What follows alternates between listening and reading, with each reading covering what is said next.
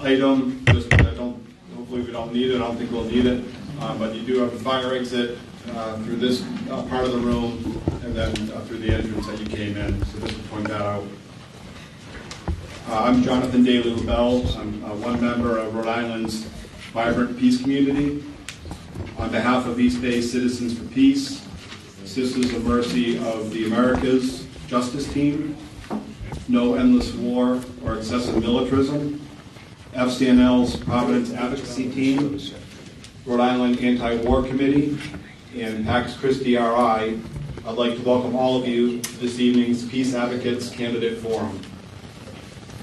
As many peace organizations involved in putting this forum together, we're hopeful that this will be an educational and entertaining event and will raise awareness on these many challenging issues of this time. We are hopeful the dialogue this evening will be built upon in the weeks and months ahead. We're very appreciative of the candidates who are here, and I would like to introduce them now. Stephanie Beauty, Walter Burbrick, Don Carlson. I think I'm going in order, I apologize. Spencer Dickinson, alphabetical. John Gonzalez, and Anna Cazada. I apologize if I mispronounced any.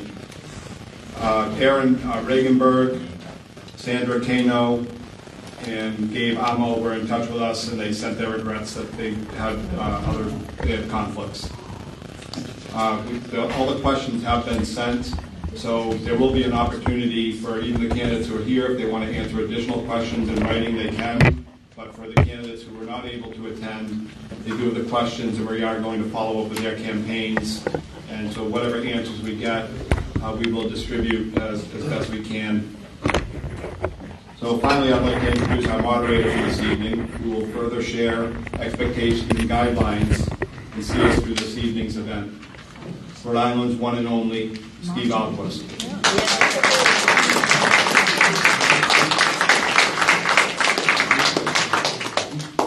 Thank you very much. Thank you, everybody. That being said, being here counts double. So even if they do put the questions out later, you get a lot of credit for being here. So thank you.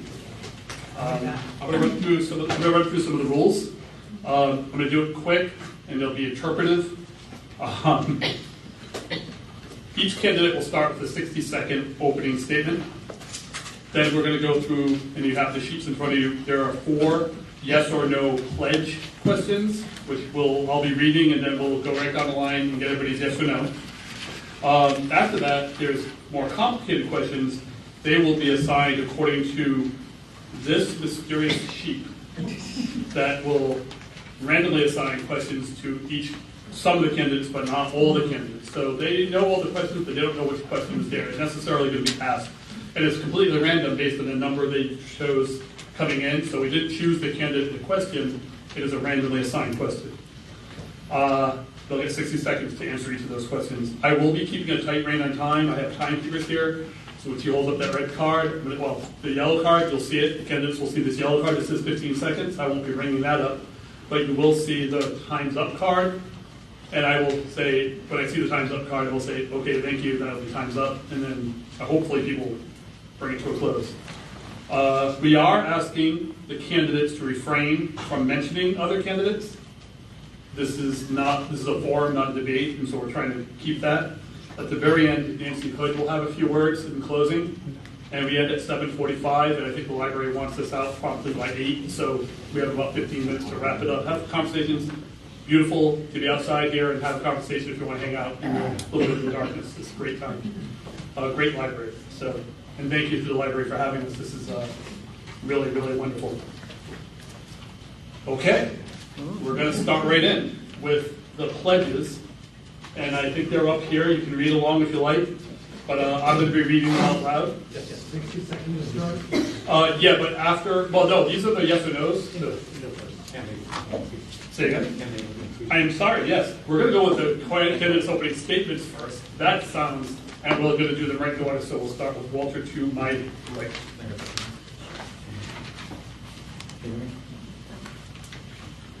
There we go. Oh, there we go. Awesome. Well, Thank you so much, everyone, for being here. It's great to see so many folks, so many familiar faces. And but I know, you didn't really come out here to see us.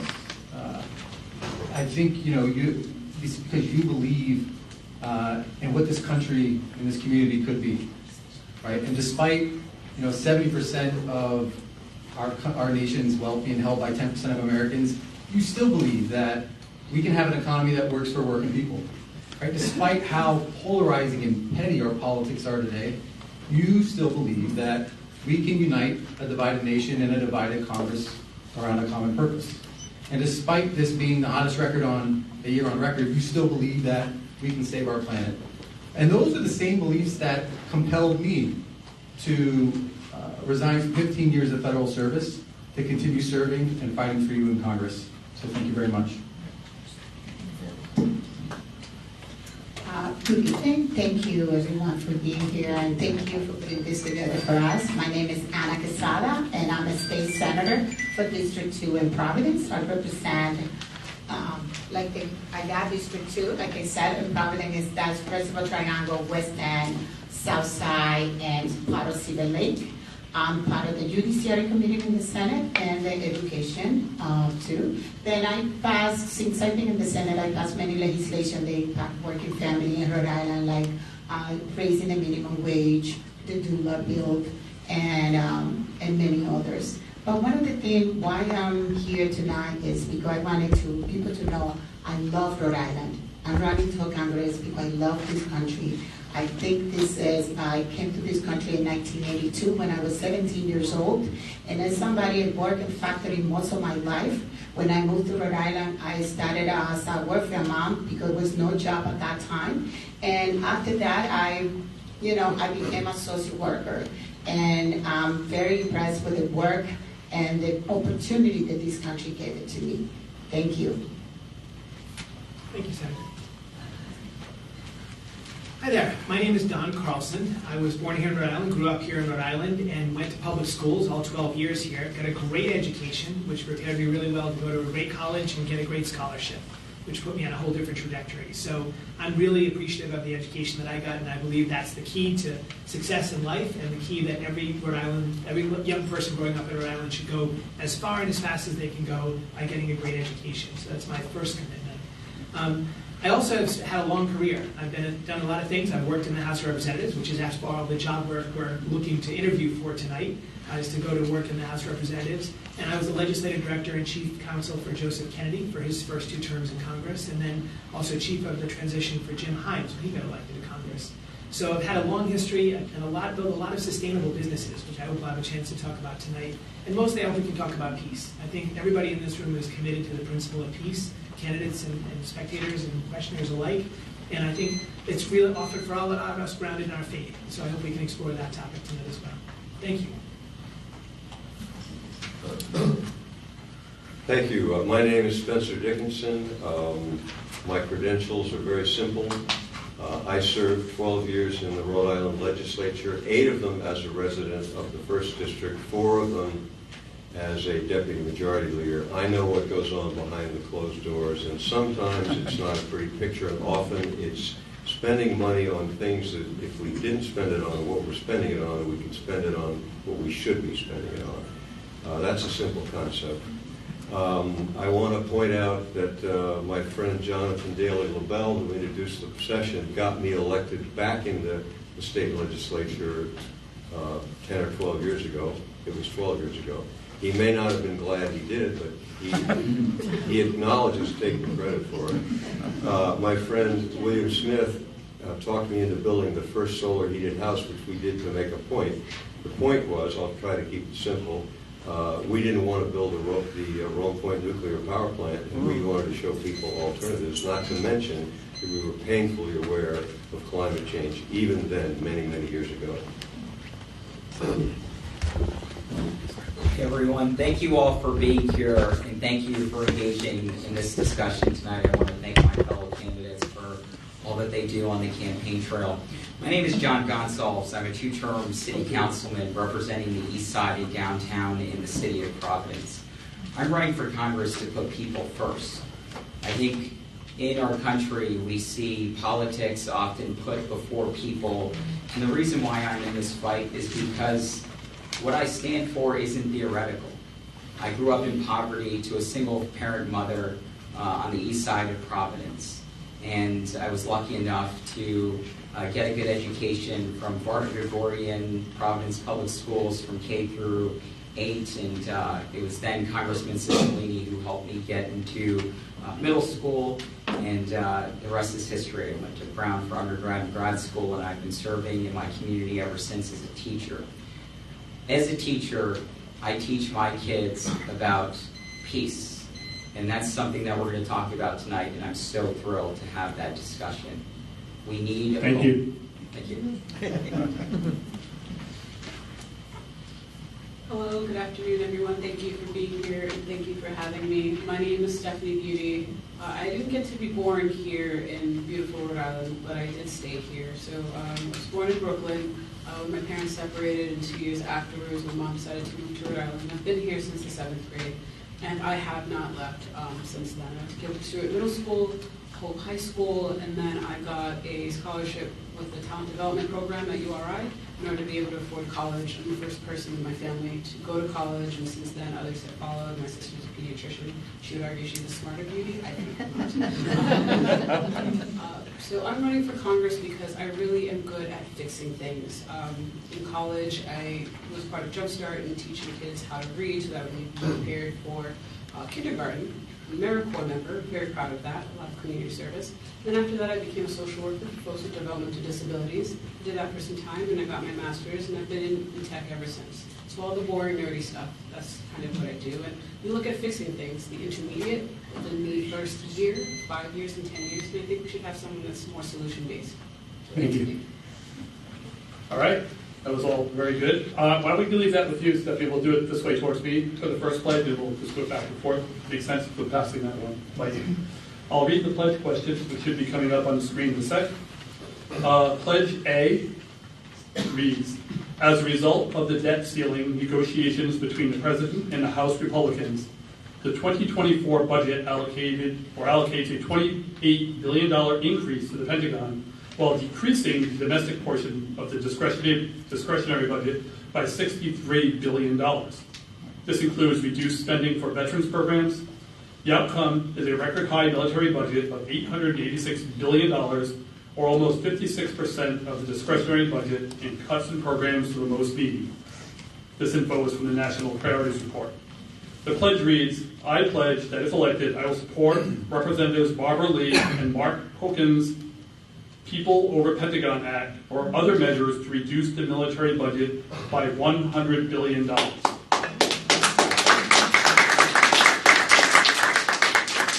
And we'll start with Stephanie, and I guess these are yes or no questions. My answer to that is yes. I'm going to do something a little unorthodox, but my answer to that question is hell yes. I get one word. One word. Sorry, it's no. I don't think that people running for office should commit themselves to issues that they're not fully familiar with. And having served 12 years as a legislator, I know that you've got to listen to testimony before you make a Thank you. decision. I've had 40 years to think about this one, so I'm a yes. Yes. This actually might come to a surprise for folks, but having spent the last 20 years working this very issue, I agree. I'm going to say yes. Thank you. Hold on to that mic. No, you hold on to the mic. We'll start with you going now. Pledge B. The 2010 Citizens United decision by the U.S. Supreme Court allows corporations to fund political campaigns. Some feel that this ruling has dramatically shifted political power in the U.S. towards corporations, including wealthy military contractors that profit from wars. The pledge reads, I pledge to not take any contributions from military defense, quote unquote, weapons manufacturing corporate executives, employees, or affiliated PACs, and reject support for the same industry super PACs. Starting with Walter. Yes. Yes. Yes with respect to the PACs, no with respect to individual citizens who have First Amendment rights to participate. probably the worst decision the Supreme Court ever made, causing us a lot of trouble. But again, I'm going to follow my example of not the right time to be making that type of pledge.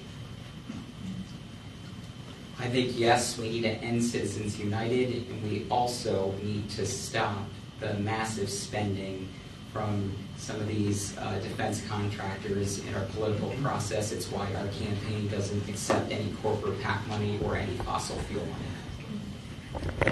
All of them will just say yes. I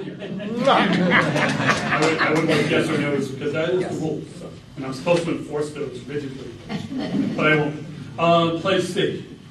Through malfunctions, mistakes, and miscommunications over the past 70 years, there have been 15 or more times when nuclear war nearly broke out. Perhaps the most promising response to this danger is the Treaty on Prohibition of Nuclear Weapons, now in effect as international law in 68 nations, which the U.S. has not yet joined. If the U.S. signs this treaty, encourages other nuclear-armed nations to join it, and agrees to ratify it when they do, the U.S. might become a world leader in dismantling the nuclear threat. Some members of Congress have signed the ICANN Parliamentary Pledge, a pledge to work towards U.S. acceptance of this treaty. So we are asking, yes or no, would you sign this pledge as well? Yes. Yes. This will surprise you. No. But find out why. I read through the whole treaty and the pledge this morning, and my answer is no. Yes. The truth is, we are one wrong decision away and miscalculation away from nuclear conflict. So my answer is yes. Cool. Pledge D.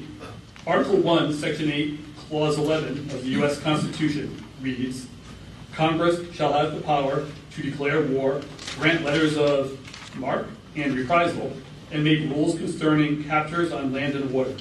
In order for Congress to reclaim its constitutional responsibility to debate the pros and cons before sending U.S. soldiers to war, quote, I pledge that if elected, I will vote for repeal of the 1957, 1991, 2001, and 2002 authorizations for use of military force. I'm not going to try to pronounce them all. Yes to 57, 91, and 2002. Repeal and replace 2001 because it's outdated. Yes. Yes. Definite yes. Strongly with the spirit of this, but again, the devil is in the details, and we need to know what they are. By the way, I have to work in some facts as I go along because I couldn't talk fast enough to get into the initial comment. Many, many relatives who are Quakers. I served in the Army, so did my two kids, my two sons. These are complicated issues. We have to know what we're talking about. Yes. I've read it and I say yes. Thank you. Okay, so the following question, randomly assigned to only 4 of the candidates, is candidates 1, Walter, 2, Anna, 5, John, and 6, Stephanie. And I'll read the first question, and we'll start with C1, Walter. We can start with Stephanie. She's way down there. She's got the mic. Why don't we do it? Okay. What do you think are the greatest security threats facing Americans today, and does our military budget help address them? Please explain. You have 60 seconds. I know. Did the time start now? I think that the biggest threat that's currently facing our nation is cyber risk and cybersecurity. What that does is, one, folks are really using social media, the type of information that you're receiving, being able to infiltrate that, create propaganda, and create instability amongst our communities is a big threat. And not knowing, who is in fact doing so. And we actually saw through the one before the last, during the presidential election, Russia was in fact infiltrating our social media and pushing propaganda to cause Hillary Clinton to lose the election in that regard. And so that created a lot of instability there. Also, when you think of a lot of things are online, the way that we shop, the way that we build, the way that we interact with each other, people can use that information to take your bank account information, sharing that with machine learning and AI can sound like me, and you think that you donated to your daughter or to someone that you care about, that creates a dangerous precedent, and I don't think our military budget has actually had the funds to address that. Thank you. John? On this question here, Yes. Yes. I'll read it again. What do you think are the greatest security threats facing Americans today, and does our military budget help address them? Please explain. yeah, I would say there are a number of threats. I would certainly say that mass surveillance is a major threat in our country, but also globally. But I would also like to pivot to say we focus a lot of our attention on China and Russia and the aggression that we're experiencing internationally. But the domestic terrorism from within is something that we need to address. Our democracy is under assault, especially from MAGA and extremist Republicans who are more intent on undermining our basic quality of life and our basic human rights, and we need to fight back. So I would say that that's something that we really need to focus on, because a lot of the threats are from within, and if we don't address those issues wholeheartedly, we may cease to exist as a nation. I think we all care deeply about democracy, so I'm just going to leave it at that. Thank you. Thank you. Next person to answer is Anna. Thank you. I think it's many, and one of them I agree with Stephanie. Cyber security is one of the biggest one, and I don't think the United States or the Army are able to fix that problem. But another thing I believe is climate change. Mm-hmm. Climate change is a big one, because if we don't fix that problem, we're not going to be having anything while we leave it to our children in the future. See, we don't fix our climate change. I was looking at the news today, and something happened in Alaska. It really surprised me, and that is affecting everybody. Then I think we have to work very closely with our nation to fix our climate change, for us to be able to save our world and to have our country for our children in the future and our grandchildren. Thank you. Thank you. Walter. Yeah, I think climate change is an existential threat to our national security. But in the long term, I believe the single greatest threat to the United States and to our interest abroad is the Chinese Communist Party. And a strengthening relationship between China and Russia on the political front, militarily, economically. But right now, the most urgent and dangerous threat to Americans is Russia's war in Ukraine. There's a very real possibility that this war could escalate, both in terms of its intensity, but also beyond the scope of Ukraine. And so those are the three biggest threats that I see, which is why, as your representative in Congress, I'm going to make it a point to make sure that all representatives, both Democrats, Republicans, on both sides of the aisle, really understand the severity and scope of the Russia problem set, and also bring about folks so we can come to a consensus on a long-term strategy to deal with the Russian Federation. Thank you. Hold on to that mic. Next question is going to be for Walter, Anna, Don, and Spencer. We'll start with Walter. And let me read. At the breakup of the Soviet Union, the U.S. pledged not to extend NATO eastward, as has now happened. Some U.S. diplomats, including Jack Matlock, former U.S. ambassador to Russia, see this as a provocation, although not an excuse for the Russian invasion. As a congressperson, what do you think should be the role of the U.S. in the Ukraine war right now? Starting with Walter. Yeah, I think time after time, over the course of our history, each generation has stepped up and answered the call to defend democracy and preserve peace, and it's our turn right now. And so as a country, I believe we have a fundamental obligation to support the people of Ukraine. And number one, it starts with making sure that Ukrainian sovereignty, its territorial integrity is restored, not what it was 2 years ago or even in 2014, but what it was in 1991 after the fall of the Soviet Union. Number two, is making sure that we integrate Ukraine into the NATO and European Union family, both economically and security. And that doesn't mean right this second, but being strategic and smart about gradually doing that. And number three, it's making sure that Ukrainian people have the training, the resources, and the capabilities to defend themselves and to defeat Russian attacks. And I think a big part of what we can do right now is I'm going to go ahead and pass that over. Okay, Anna? Oh, you can use your card. Well, that's true. I forgot. That's okay. But anyway, somebody who came from Latin America, and I see the United States intervened in many issues in Latin America for years. What happened in the 90s in Panama, what happened in the 60s in the Dominican Republic, and I can mention many other countries. The United States had, even sometimes making sure how politicians are getting power in different countries. And I really have to say, I really believe the United States had to continue to support Ukraine. Seeing the news every day, seeing what's going on with elderly, youth, children being killed, they're fighting to be free. And we are the leading country for free country. Then I think we need to support them. I think we need to create and help them. And I think they're fighting for the same right the United States we fight for. To be free, to be able to have your own country, and to make your own decision. I agree with the two prior speakers. I think we need to stand by the Ukrainian people. They're fighting for their own freedom as well as our freedom. So they're on the front lines right now doing that, and I think it's appropriate that we're supporting them both with humanitarian aid and with the equipment that they need to fight the good fight. So I think they're standing up for us right now, and they're standing up for our freedoms as well, and we should support them. That said, I do think that the expansion of NATO close to the Russian border is a provocative act. And I think one of the things we should remember is that had we admitted Ukraine into NATO 6 years ago, 5 years ago, then we would be at war with Russia right now because they invaded. So it's a really important thing to think about. It's important to think about, can we do things to ease the tension with Russia as opposed to accelerate the tension with Russia?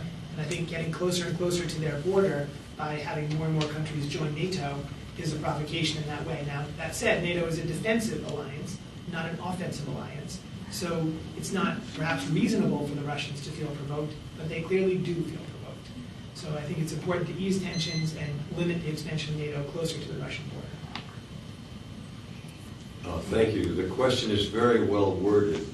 I'd just like to say that I remember feeling very strongly when the Soviet Union broke up that expanding NATO was a very serious mistake, and I think that's proved to be true. It did not make NATO any stronger. It did not add to our security.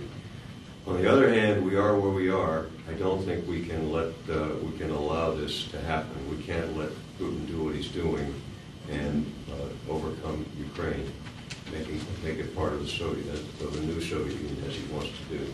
If I can loop back before my 15-second sign goes up, I mentioned a couple of things, but I mentioned I was in the Army, I mentioned I had Quaker relatives, but I also want to tell you that what brought me into politics was George McGovern, and some of you are so young you have no idea what I'm talking about. But I worked for George McGovern for a reason in several places, 3 states, and I was a McGovern delegate, and I knew why. And if anybody wants to know, we can talk about it sometime. It's a very serious matter. All right, hold on. Hold on. Give that to Don if you want, because we're going to start with question 3 goes to Don, Spencer, John, and Stephanie. Let me read it. The United States of America is the world's largest arms exporter, accounting for 40% of global arms sales during the period of 2018 to 22. That's from the SIPRI Arms Transfer Database, March 2023. Very often, these sales are to governments in the Middle East, Central America, Africa, and Asia that are among the worst human rights abusers in the world. Please share some of your thinking on these concerns and what do you see as Congress's role in addressing these concerns, if any. Don? Sure. Reading this question and preparing for the debate tonight, I felt ashamed. I felt ashamed that the United States is the world's biggest arms supporter, the world's biggest arms provider and arms manufacturer. That's not something we want our country to be. We want our country to be strong and vital, but we also want it to be an instrument of the Lord's peace in the world. So I don't think that we should be supporting this kind of arms production. Maybe it helps our GDP, but I don't think we need that kind of help. So I think it's a really good idea for us to move away from that, and for Congress to play a role in moving away from that, and preventing the sale of arms to foreign countries. unless it advances the strategic or economic imperatives of the United States, then we shouldn't be in that business. There are lots of other businesses in the world, awesome ways to make money in the world. We don't need to do this. Thank you. Spencer. Thank you. I agree with the spirit of what we're talking about here. We need to not base our economy on arms. But it's a lot more complicated than that. And if I may loop back, one of the things that really made me step into this race, not just teacher pensions, which you're going to hear about a lot from, and state employees' pensions from me a lot, because it's something we can do, I care about it, I know about it. But I've studied history a little bit, and I understand that the rule of history is, the two rules of history, every major conflict is resolved by war. Go back 2,000 years, take notes. Every weapon system is used. That tells me something. It could be in 2 years, it could be in 2 months, it could be in 200 years. We're going to blow ourselves off this planet. And we're not approaching the problem correctly today, because if we were, we would have settled it in the last 50 years. I give a lot of credit to Oppenheimer for doing what he gets credit for, which is a world without war. But we need to go beyond that. Thank you. John. So my fourth graders fundamentally understand this: kindness and peace. I teach a lesson, and it's a developmentally appropriate lesson, on the bombing of Hiroshima and Nagasaki. It has to do with a story during the Japanese internment camps. It's a story called Sylvia and Aki. And I want a future for my kids where we don't have nuclear weapons.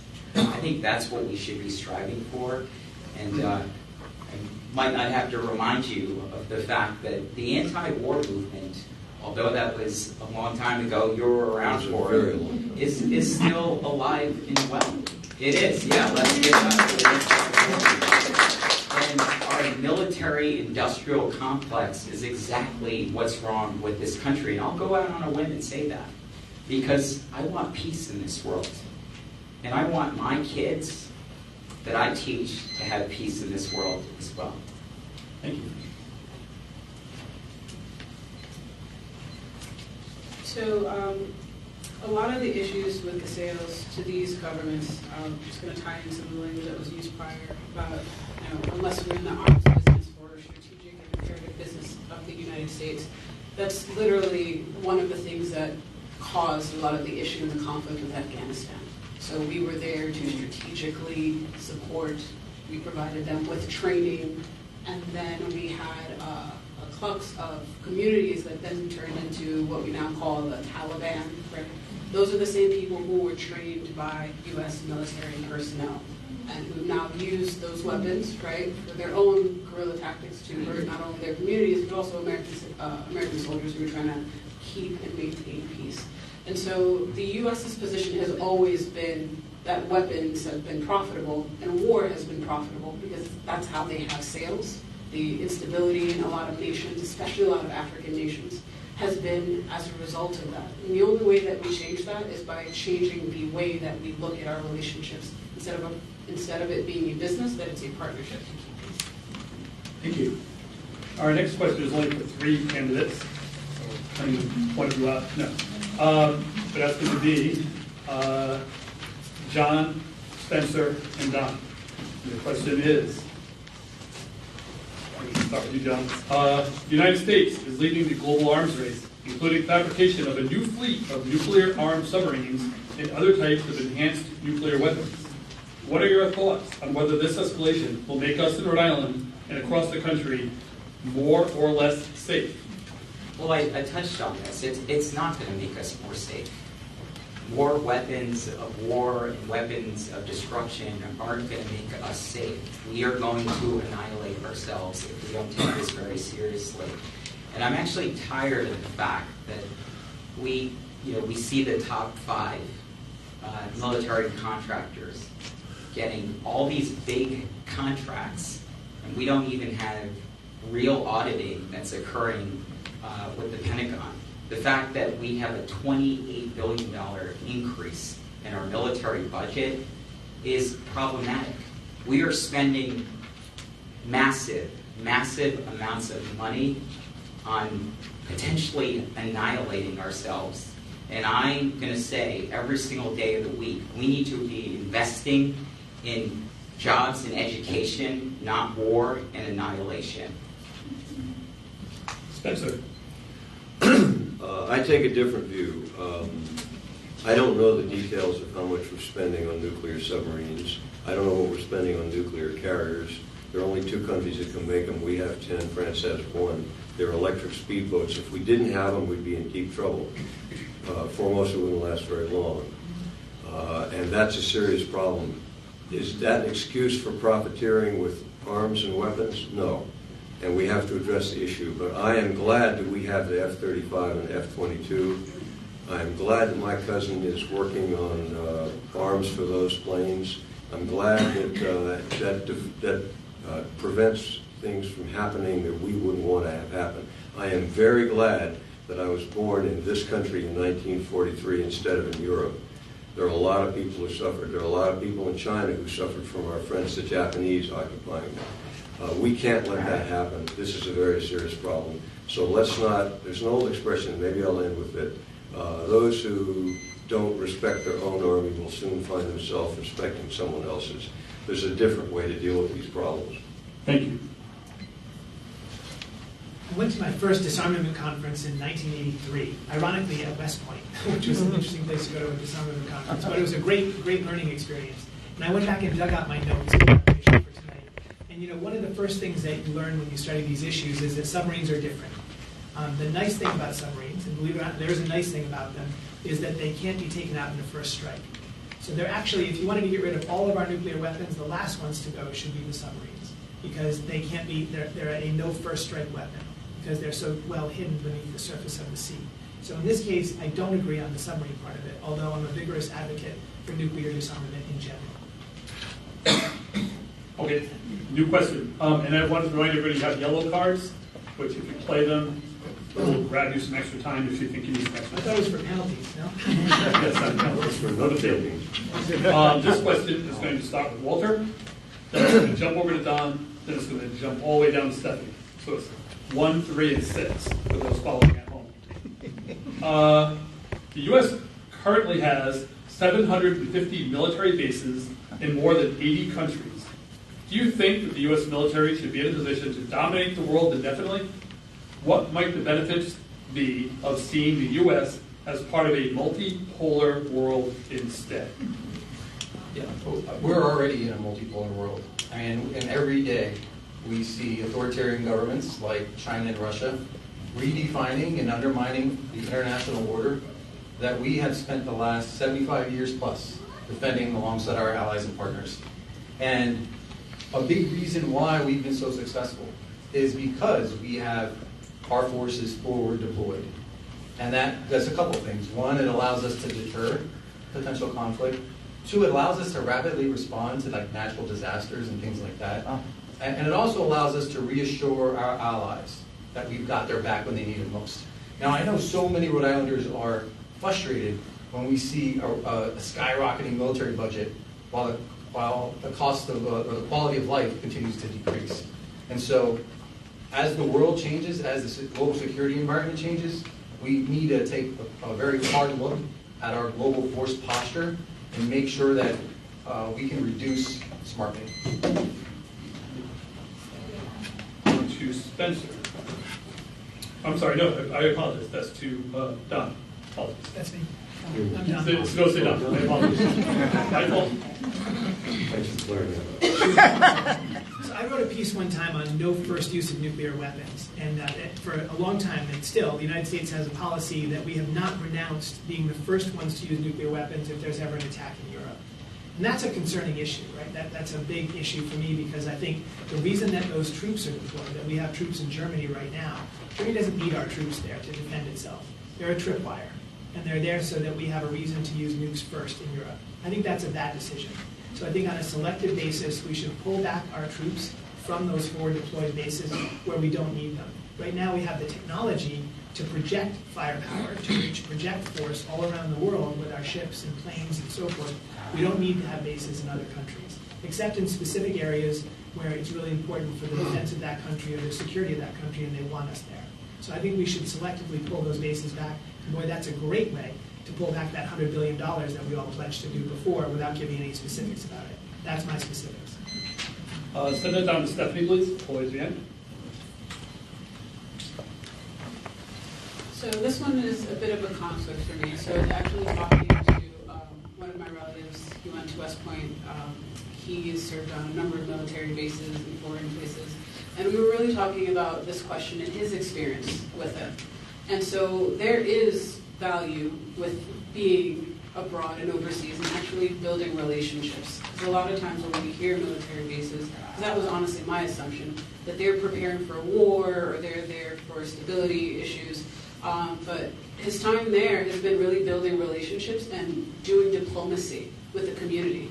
And for them, it's the first time that they've seen a white person ever in their life in Southeast Asia, in these remote locations. And so when they see America, they are interacting with soldiers that are putting their best face forward. Now, on the other hand, I have the bit of when soldiers went to Haiti with the earthquake to cause stability and to help there. And there was the issue with a lot of soldiers doing fecal waste, and that itself caused cholera to that nation. And that was a huge problem. And so that created more problems there. So I'm a bit on the fence with that, and I know that didn't really answer the question and didn't solve it, but I really wanted to showcase both sides of that. And that's Thank why you. Hold on to that, Mike, because your next question. This next question is going to Stephanie, Spencer, and Anna. How do the military tensions in which our country and other countries are involved relate to the international cooperation needed to solve the climate crisis? So, one, I don't think that the military will help resolve any of our climate crises because a lot of the nations that we're trying to be invested in are poor, right? So the investments that we're looking for, especially when we're relying on gadgets like an iPhone, you produce cobalt from where? Angola, right? So you have people mining and literally causing wars and instability because that is wealth. And so if I tell everyone to give up your iPhone for peace, you won't really get unanimous consensus on that, right? So when you talk about folks who are, for example, in the Caribbean, who use coal to fire up because they can't afford to have stability and electricity in their spaces, and so they have to cut down trees in order to be able to eat. So how will you be able to convince someone that I can't cut down trees in order to boil water, but I have only 1 hour of electricity a day? So I don't think that resolves anything, especially with military tensions. I want us to be pragmatic and honest about what we're asking people to do. Thank you. Spencer. I remember a couple of years ago when some military people, speaking with authority, said that they respected the climate crisis. And they were among the first people in major roles to do that, and I appreciated it. And I think they were telling us the truth. It's a little more complicated in my mind. I think, and I appreciate you letting me loop back occasionally, because these issues are very complicated. Any one of them is worth that, at least a half an hour with two or more of us here. And we would all learn from each other if we did do that. I want to reiterate the fact that I believe that nuclear war or use of nuclear weapons is probably far more serious than any other threat that we face. It may not happen in our lifetime, but the problem is it probably will happen, and I don't like probably. I have some ideas on how we can resolve it and why this is probably the best time in history to do it, and I'd be happy to discuss that. It's a little more complicated than 15 seconds, and I'm going to use 15 seconds to say that this gives me 30. That's not a deal. That's non-inflationary product. Wish we had more of them. All right, I'll say this. We are looking at a world situation, and it kind of loops back to the whatever it was, 750 bases. These issues are very complicated. We have vast power. I would not be one to throw that power away. What I say is that we should just make sure we're using it responsibly, and this is the role of Congress. Not to grandstand, not to do showbiz, which I'm afraid is what happens a lot, but to care and look at this. If you elect me, there's some people I'm going to talk to, and we're going to not let up on that issue of resolving the nuclear threat. Thank you. Anna, you are next. Well, if you said about climate change and how the military can support that, I don't think that can happen. If that, we can ask Puerto Rico. How many that island been destroyed because the army used it many times to try different testing, especially, yes, thank you, for testing a lot of the armies that they use in Puerto Rico. And you can see the destruction and how bad that island being after that happened. Then I don't think the army or the military can fix climate change. I think they make it worse. Because most of the time when you see what happened in China, what happened in many other countries, they finish even worse after the military leaving those countries. And a lot of the third world countries, those are the biggest issue because they use them, especially the United States, go there to testing a lot of this army and how they end, how much destructions and how bad the climate is in those countries after. Then I think that's not a good idea. Thank you. Walter, you're playing the yellow card? I am. All right. So the question is, how does military tensions impact countries' ability to cooperate on our climate crisis? And so let me tell you a real practical story. So I spent a year working at the State Department for Secretary John Kerry under President Obama during the U.S. chairmanship of the Arctic Council. And the Arctic Council is, I'm using another yellow card. And so the Arctic Council is one of the only forums that allows the United States and Russia to cooperate on issues related to climate change. Well, as a result of Russia's war in Ukraine, we no longer have any way to cooperate with Russia on climate change issues. So when the question about how does tensions and confrontation between countries impact climate change, there's a direct correlation. So it's important that we understand that correlation, but also have a plan to address it. Yellow card? Yeah. Great. Hand it over. Yeah, so here's one where we can tie some questions together. I would like the first impression of people who experience the United States not to be a soldier with a gun. I'd rather have it to be an engineer with a solar panel. And I would rather use that money that we spend on military bases to go out and develop alternatives to coal-fired plants and alternatives to people burning coal and cutting down the Amazon and cutting down forests, and instead deploy renewable energy around the world. Actually, I'm part of a company that's out there. We've developed an app for your phone that makes every qualified electrician in India and Africa into a solar engineer. It designs a system for you and ships the parts right to you so you can install a solar system to equip 50 million more solar engineers in the developing world. I think that's the face of the United States that we should show to the world. Thanks. Could you hand it down to Stephanie, please? Everybody likes this question.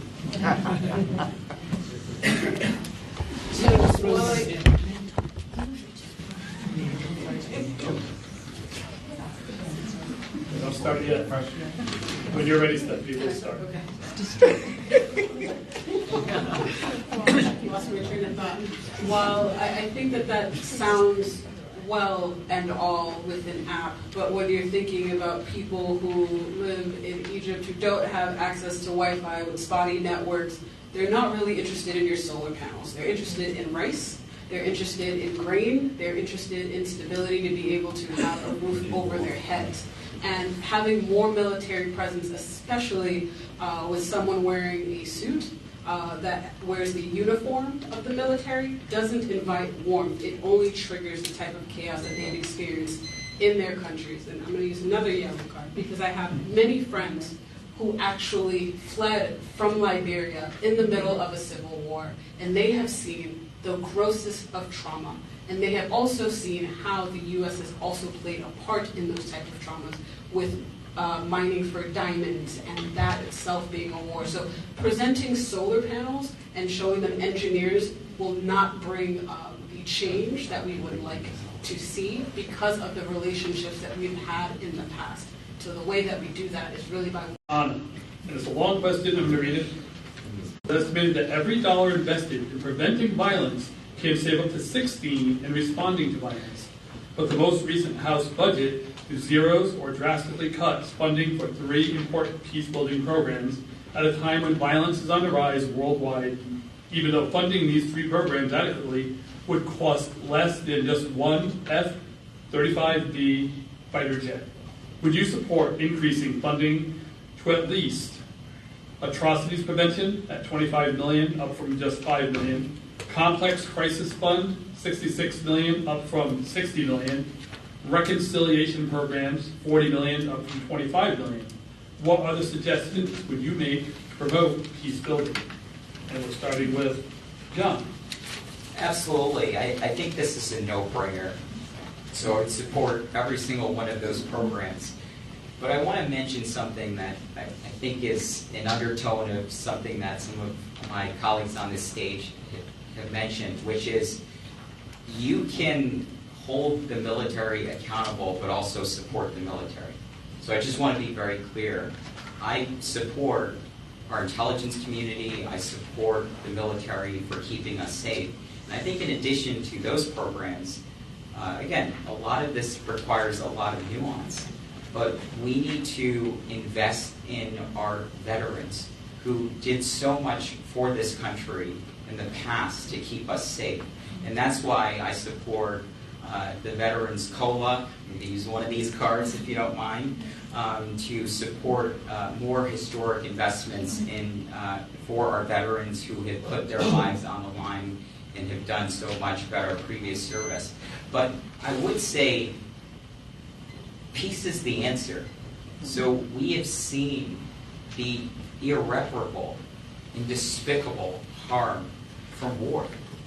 And to aspire to a world where we don't have war is an okay place to be. And I just want to remind everybody that there are 820 lobbyists in Congress. There's one for every single member of Congress and more that are fighting to basically have more military spending.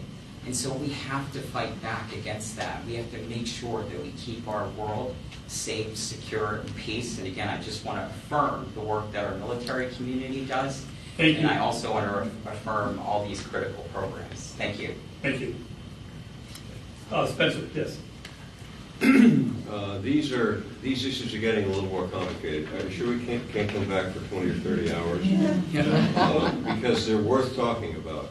I would like to just make an analogy, and I don't think it's brought up in any of these questions, but as a person building and helping other builders build solar heated houses that save millions of gallons of fuel many years ago and still are working, most of them, I know what it's like to sit in a room with a couple of guys in suits like mine, listening in and trying to figure out what I'm about to say and why I'm so dangerous. And who are they working for when you find out it's either the electric company or somebody that makes oil.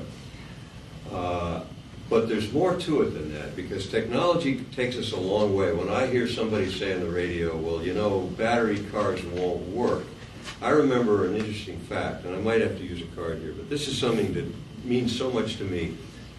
You probably know this, maybe you don't. There's a pyramid on top of the Washington Monument, and it's made of aluminum because aluminum was more valuable than gold when the Washington Monument was built. My storm door is made out of aluminum. That's technology and a smart engineer who figured out how to extract it. The same kinds of questions, the same kinds of answers will address the battery issue and some of the other issues. China is building, fill in the numbers, at 14 per day coal-powered electric plants because they have to catch up with us. What can we do? What can we tell them? I think what we can tell them is we've all got some technology which is going to make that unnecessary. Maybe we don't know what it is. But I think that kind of cooperation is important. In the meantime, the job of Congress is to understand the issues and maybe channel the energies of this incredibly rich country. We've got so much going for us. I'll stop there, but I feel that very strongly. Thank you. Let's send it down to Anna. I definitely, I would support all those programs, but one of the things, I remember one time a student said to me, the biggest thing that he can have in his life was a pen.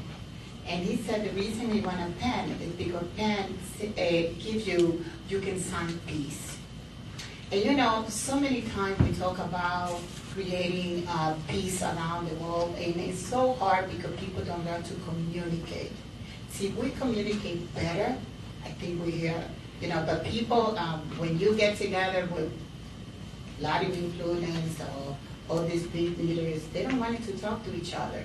They don't have a way to communicate with anybody. They just want what they want and how they want it, and they will take it.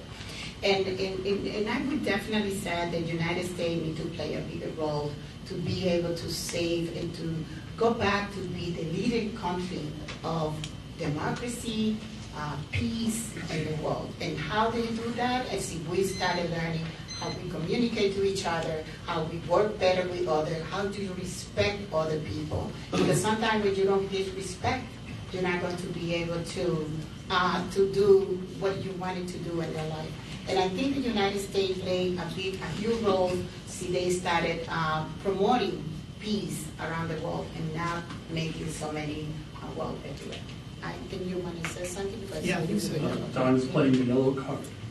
Yeah, exactly. This is chump change for Congress. These numbers up on the board up here. Those are not billions up there. Those are millions. So this is a tiny amount of money to spend to invest in peace when we think of the cost and the devastation of the war. So this is an easy question to answer because, of course, we want to negotiate. We want to create diplomatic options. We want to send in our best and our brightest minds to try to figure this out. But also, military spending creates jobs. Let's be real about that. A lot of jobs in Rhode Island. $7.6 billion came into our economy last year through military spending right here in the state, and they're good jobs. So the issue is that we need to really create other forms of alternative employment to supplant those jobs. We need to shift that spending to fighting climate change instead of fighting wars. So people really do want those solar panels because what those solar panels represent from other places around the world are light in the darkness, refrigeration to keep your food safe, and communication with the outside world. Because it's not a solar panel you're buying electricity.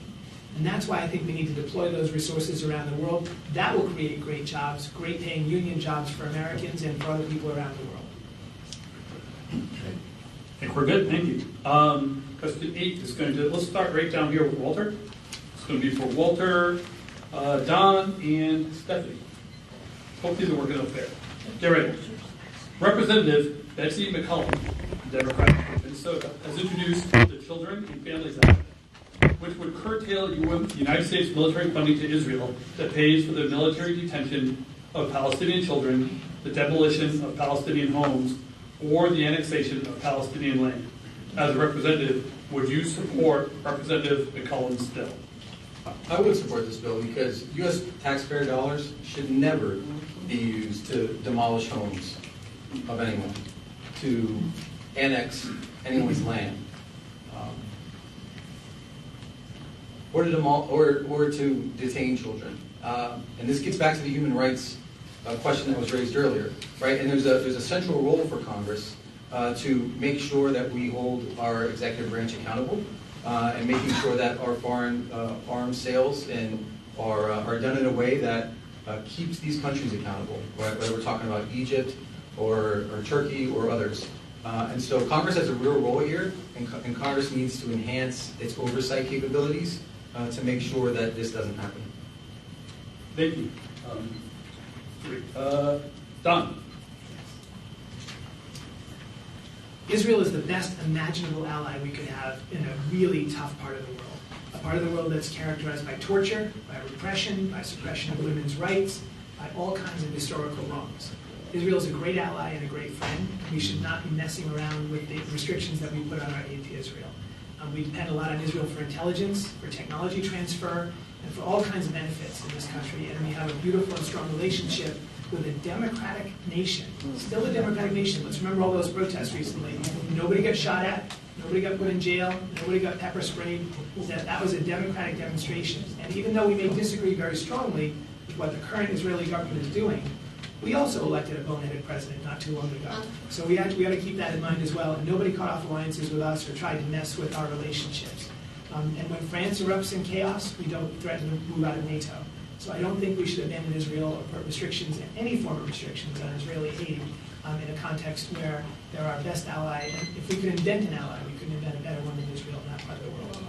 Thank you. Hand that down to Stephanie, please.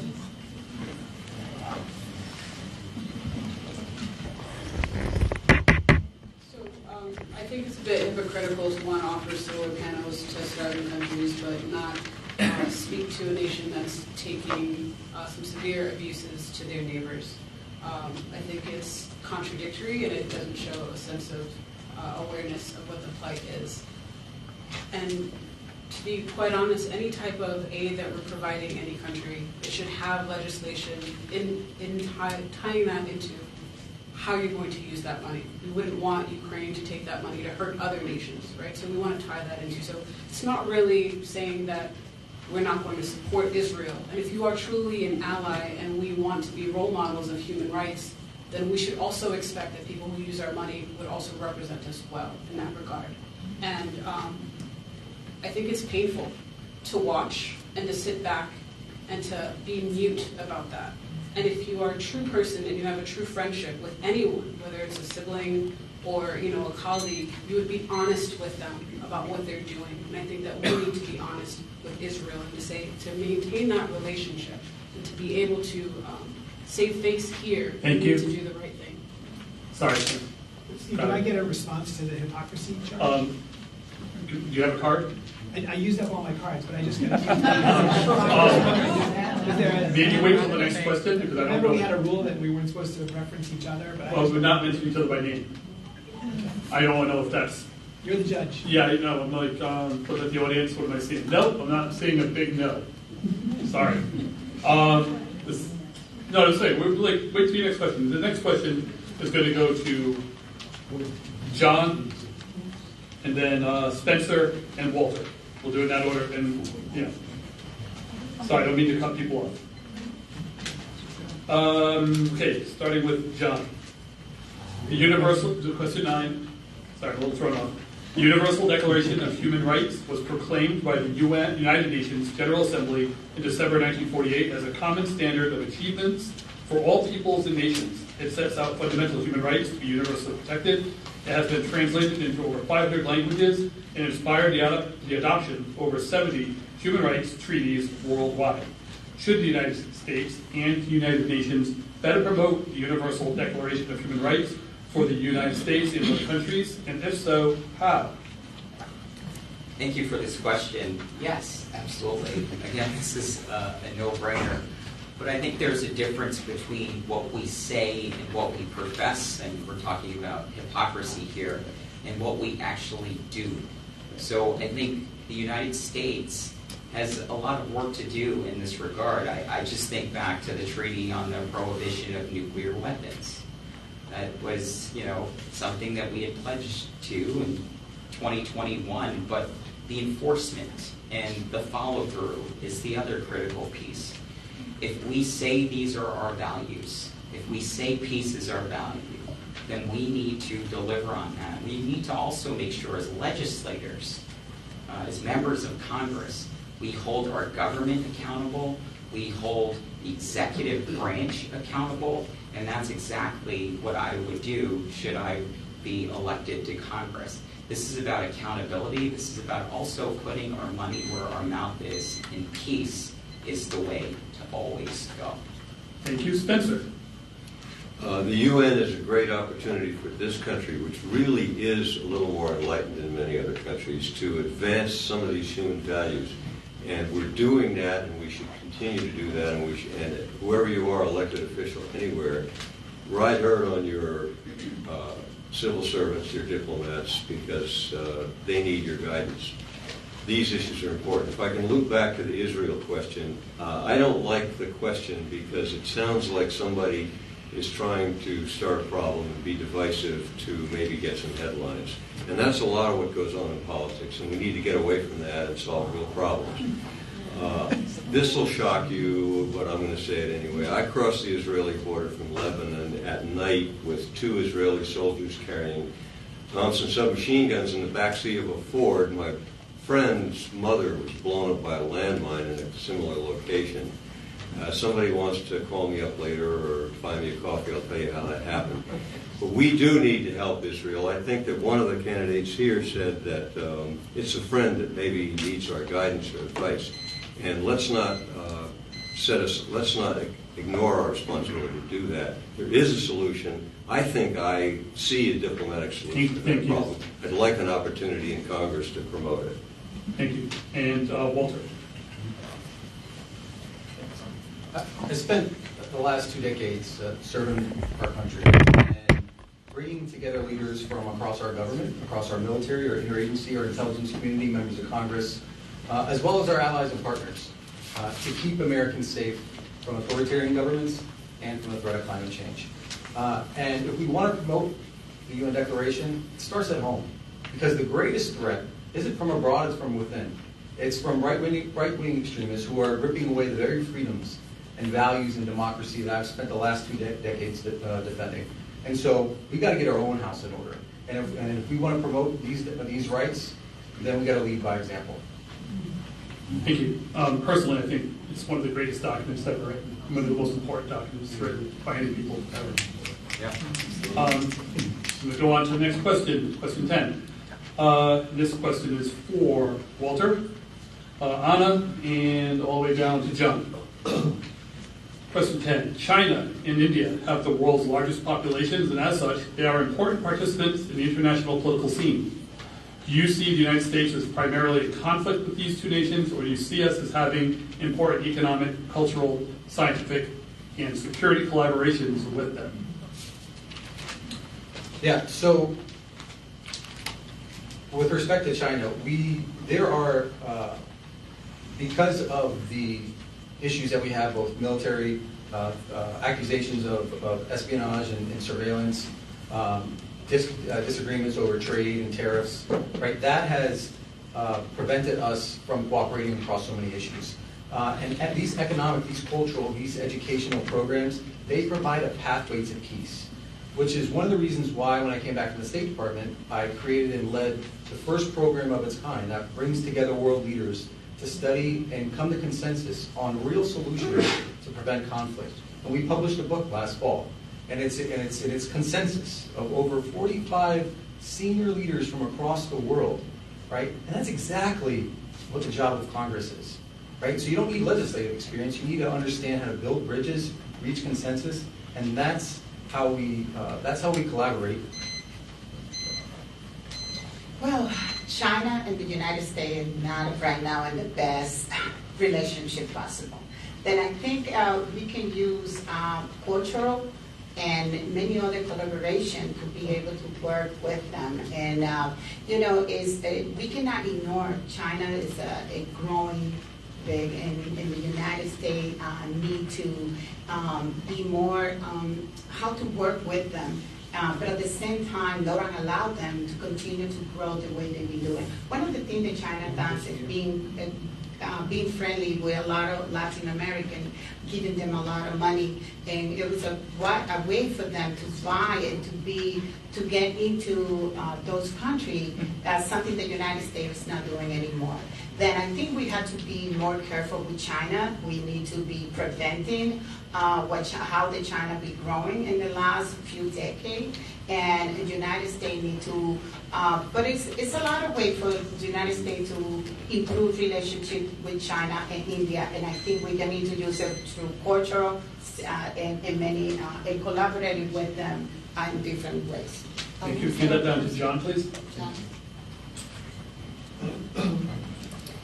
Thank you. I think this is a very good question. So when we think about the strategic and cooperative partnership for peace, that hasn't really gone very well in terms of China and India's relationship with each other. But I think there is a historic opportunity here where we should be collaborating with these countries as much as humanly possible to address one of the greatest existential crises emergencies in our entire world, and that's the climate crisis. Because if we don't have a planet to live on, then we don't have a planet to live on. And so we have to work together in collaboration. There's a lot of innovation and ingenuity amongst all of these countries. And I'm not going to be naive and pretend that the geopolitical issues that we have with these countries aren't real ones. But I really wish we could channel our energy to the innovation that we need to solve our climate crisis and find common ground to advance economic, cultural, scientific, and security collaboration with these nations. Walter, you want to play your card? Okay, sorry. Okay. Question 11. This question is going to go to Stephanie. You can hand that to Stephanie, and then it's going to come to Don, and then Anna. So, reading the question: should the federal government's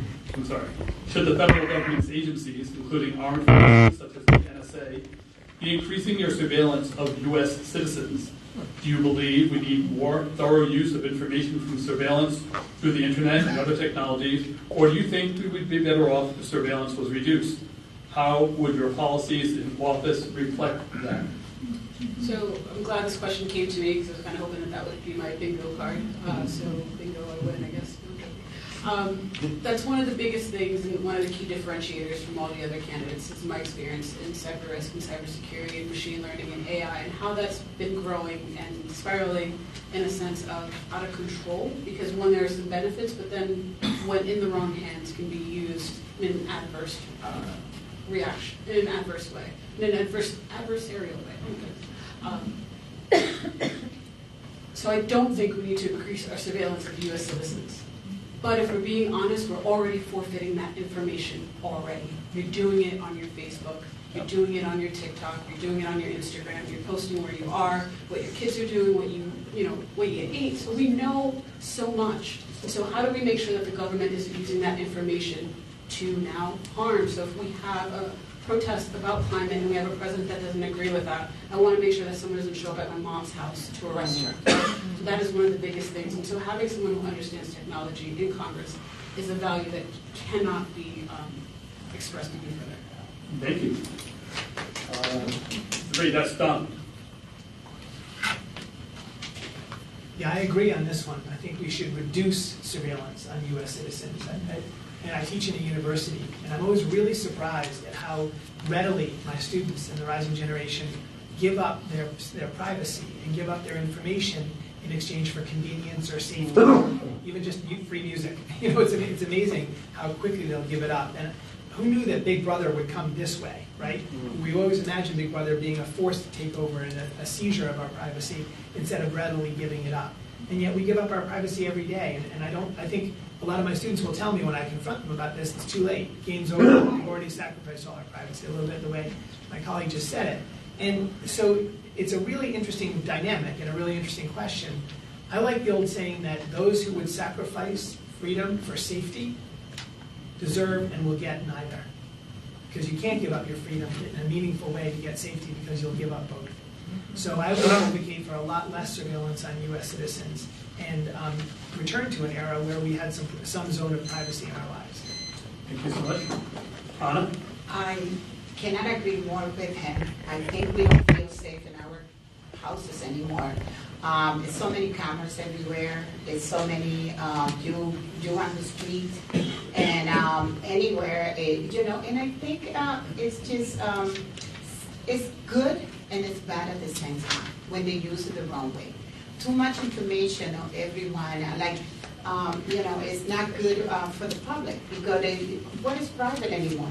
Who feels private? Who feels secure in their home or in your cars or with your phone? Anybody can see you through the TV. I can't believe that you cannot even your computer leave it on. I saw that a kid was sleeping in his bed and other people can watch him from another country what he was doing in his own room. Then we have to feel that our children in this time, they don't feel they have any security. You have to put your life off. Oh, what this thing that now we use so much, we call, what's the weather? That you use more at home. Alexa. Alexa, anybody can hear everything you said in your home. Because Alexa do this, Alexa do that. And they can know what kind of product you like. Then they will send you information. They can know what kind of perfume, anything that you use in your house. We are out of time. They can Sorry. use it through Alexa. Sorry, gotta be hard. I'm sorry, I wasn't looking at the time with Alexa. Artificial intelligence. We are going really well. We're hitting our. Oh wait, I'm sorry, Spencer. On this topic, could I just say? Yeah. Okay, Do you also have Alexa? He had Alexa. take a good look at this, because it's going away. I don't think it should. I think it's a big mistake. That's the kind of thing that Congress ought to provide guidance on. I want to show you something else. Maybe you have one too. Mine has tape on the front. So does Mark Zuckerberg's.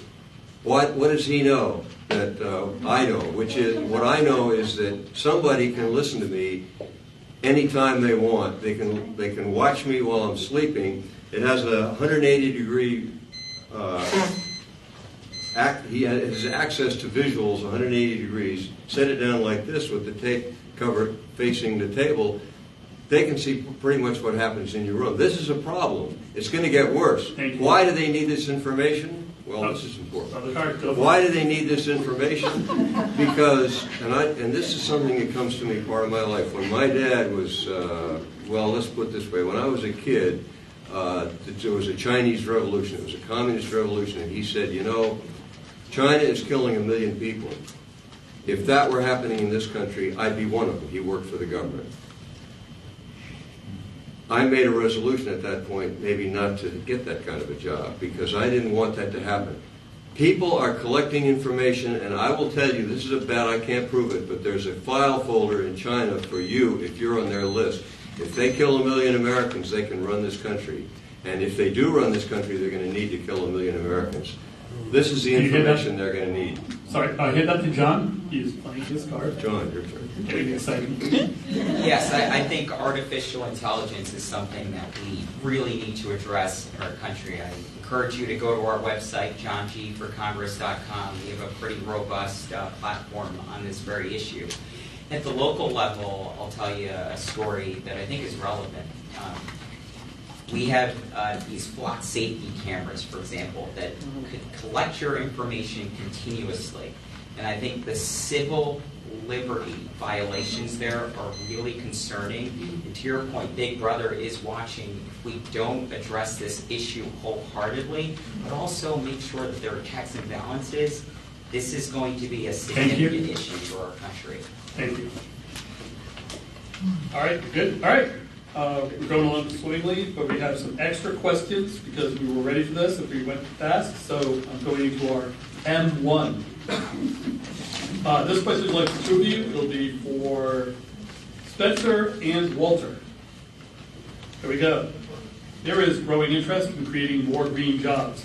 Many suggest, including prominent thinkers, Stephanie Saddle of the Cost of War Project at Brown University's Watson Institute, and Miriam Pemberton of the Institute for Policy Studies in Washington, D.C., funding can come, at least in part, by reducing military spending.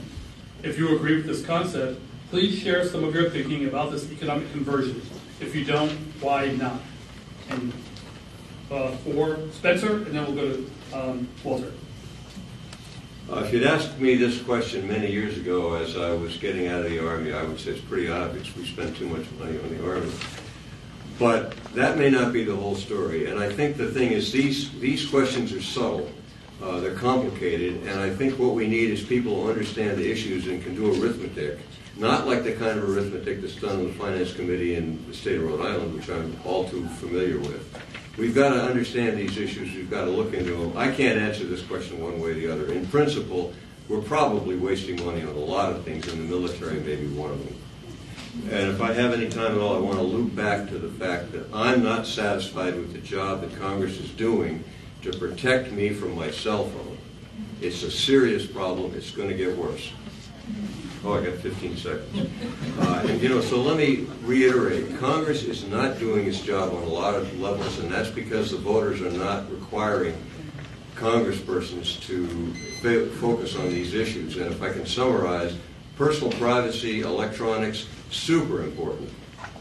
going the wrong direction very fast, way past 1984. Thank you. Sorry to cut you off. Walter. So I think we kind of almost ending where we started, and that's on the first question on the pledge. And so I would have not only voted against the NDAA, which, by the way, I probably would have been one of two veterans in Congress that would have done that.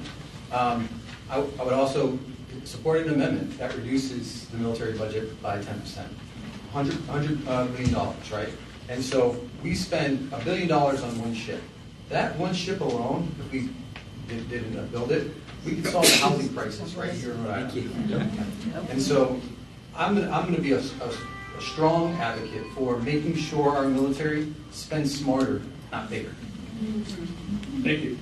I've got more questions. So this one is going out to John and Stephanie, so you can hand it all the way down. What are your thoughts about the recent U.S. decision to send cluster bombs to the Ukraine? Would you favor U.S. ratification of the Convention on Cluster Munitions that prohibits the use of these child-killing weapons? This is a very good question. As I have reflected on this, in fact, I had a person email me and reach out to me about this very issue. I just think it's sickening that we have done that, and I've taken a moment to reflect. I think I had a position that was, you know what, we have to potentially really think about the intelligence implications, and I trust President Biden, and I trust that he's trying to keep us safe. But simultaneously, as I've reflected on this, I actually don't know if it was the right thing to do. Thank you. Stephanie. So I think it was completely wrong to do so, regardless of whatever intelligence that they had, mainly because of the damages that it leaves on for years to come. So even after the end of war and people start to rebuild, someone ends up in a territory that had this type of, it is a damaging thing to see and to witness the atrocity that will follow. And I think so. I think it was honestly irresponsible on our parts. And I think we need to be honest with ourselves when we say that we want to promote peace and we talk about human rights. This is also a form of human rights violation, because now we are literally leaving another nation with either a financial burden to kind of clean that up, and how we're going to cover that cost, or abandon them with this type of technology, which has happened many times in U.S. history, which leaves damaging effects to that population and that group. And I think we did them a disservice, in my opinion. Thank you. Last question, and I'm going to play my yellow card. I'm also going to give everybody a closing statement, because we have a little more time for that. So think about your closing statement. The last question is going to go to Anna and Don. So pass the mic this way, and let me read it. It says, what do you see as the greatest areas of danger where we might get into a world war in the next 10 to 20 years, and how would you suggest de-escalating conflicts to avoid such a world war? And Don, you go first. You got the microphone. Sure. I think the greatest danger of world war actually lies in climate change. I think it was, I agree with several of my colleagues who said that the greatest danger we face in the world, the greatest threat to our security, is climate change. Because in this context, what we're going to wind up seeing is mass starvation, mass poverty, mass flooding, mass devastation from storms as a result of climate change.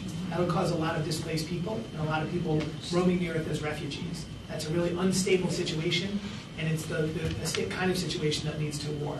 Maybe even global war, as the dispossessed peoples of the South, Latin America, Africa, India, and the developing world see the rich nations of the world adapting to climate change in ways that they can't. And they see us as being the people who perpetrated climate change, because we developed first and industrialized and created a lot of carbon emissions into the air.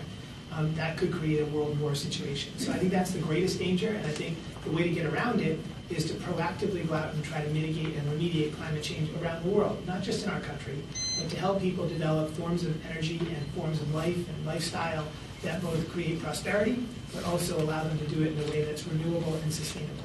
Thank you. Anna. Well, I cannot agree more with him, and definitely climate change is one of the worst things that we have to face. And the United States needs to take the lead in that again. We need to work on climate change because we want to leave a clean environment to our children, to our grandchildren. In 10 and 20 years, if we don't do something, we're not going to have anything to be able to work. Then I really go back in climate change, and we have to work fast, we have to do something. And it's not just big corporation, it's something, it's everybody, it's all of us. We need to recycle, we need to do recycling much better. We need to work teaching our children. We need to do, it's everybody's responsibility. It's not just big company like we think it is. Everybody make a little part at home. Big corporation do their own. And we all work together, then we're going to be able to overcome, climate change. Because if not, well, no matter what else we do, see, we don't have. Okay, time. Cool, thank you. All right, I'm going to do this closing statements, man. Anna and Don, because you were speaking, you didn't had a chance to think about it, so I'm going to get to you guys last with the closing statements. But I'll start with Walter, then we'll go down to Stephanie, and we'll move this way. Does that make sense? Okay, cool. You're good with that. So Walter, let's hear your closing statement. Well, thank you so much. We are at a critical inflection point in our nation's history, right? We have an economy that doesn't work for working families. Women across our country have lost their fundamental right to choose. Our kids are getting gunned down. Our planet is in peril, right? And so this election provides us, the people of Rhode Island, a once-in-a-generational opportunity to change that, to channel our fear and frustration into a better future. And so I resigned from 15 years of federal service without a paycheck and without political connections because I fundamentally believe I have an obligation to continue serving and fighting for you. And I'm going to do that the only way I know how, by listening and learning from you, by working hard for you, by being honest with you, and serving you whether you voted for me or not.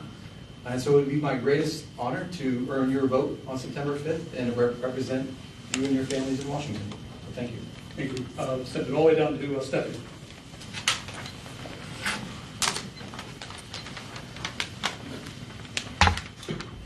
Thank you so much for participating in democracy and finding time to sit and hear and listen to us share our perspectives.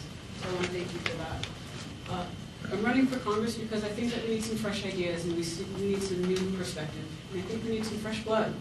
Someone who really can look at not just reactive solutions, but being proactive about how we are going to put our best foot forward in this nation. And America's had the awesome privilege of wanting to be a helper to a lot of other sister friends and allies, and also supporting those who have been in the biggest civil crises of our generation and of our time. It would be a privilege for me to work for you. I'm not going to say fight for you because I think we've done a lot of fighting in D.C. and I think that we need people who are actually interested in working across the aisle to come up with solutions, to make sure that our government is respecting of our privacy so that way that does not get used against us depending on which president that we do have.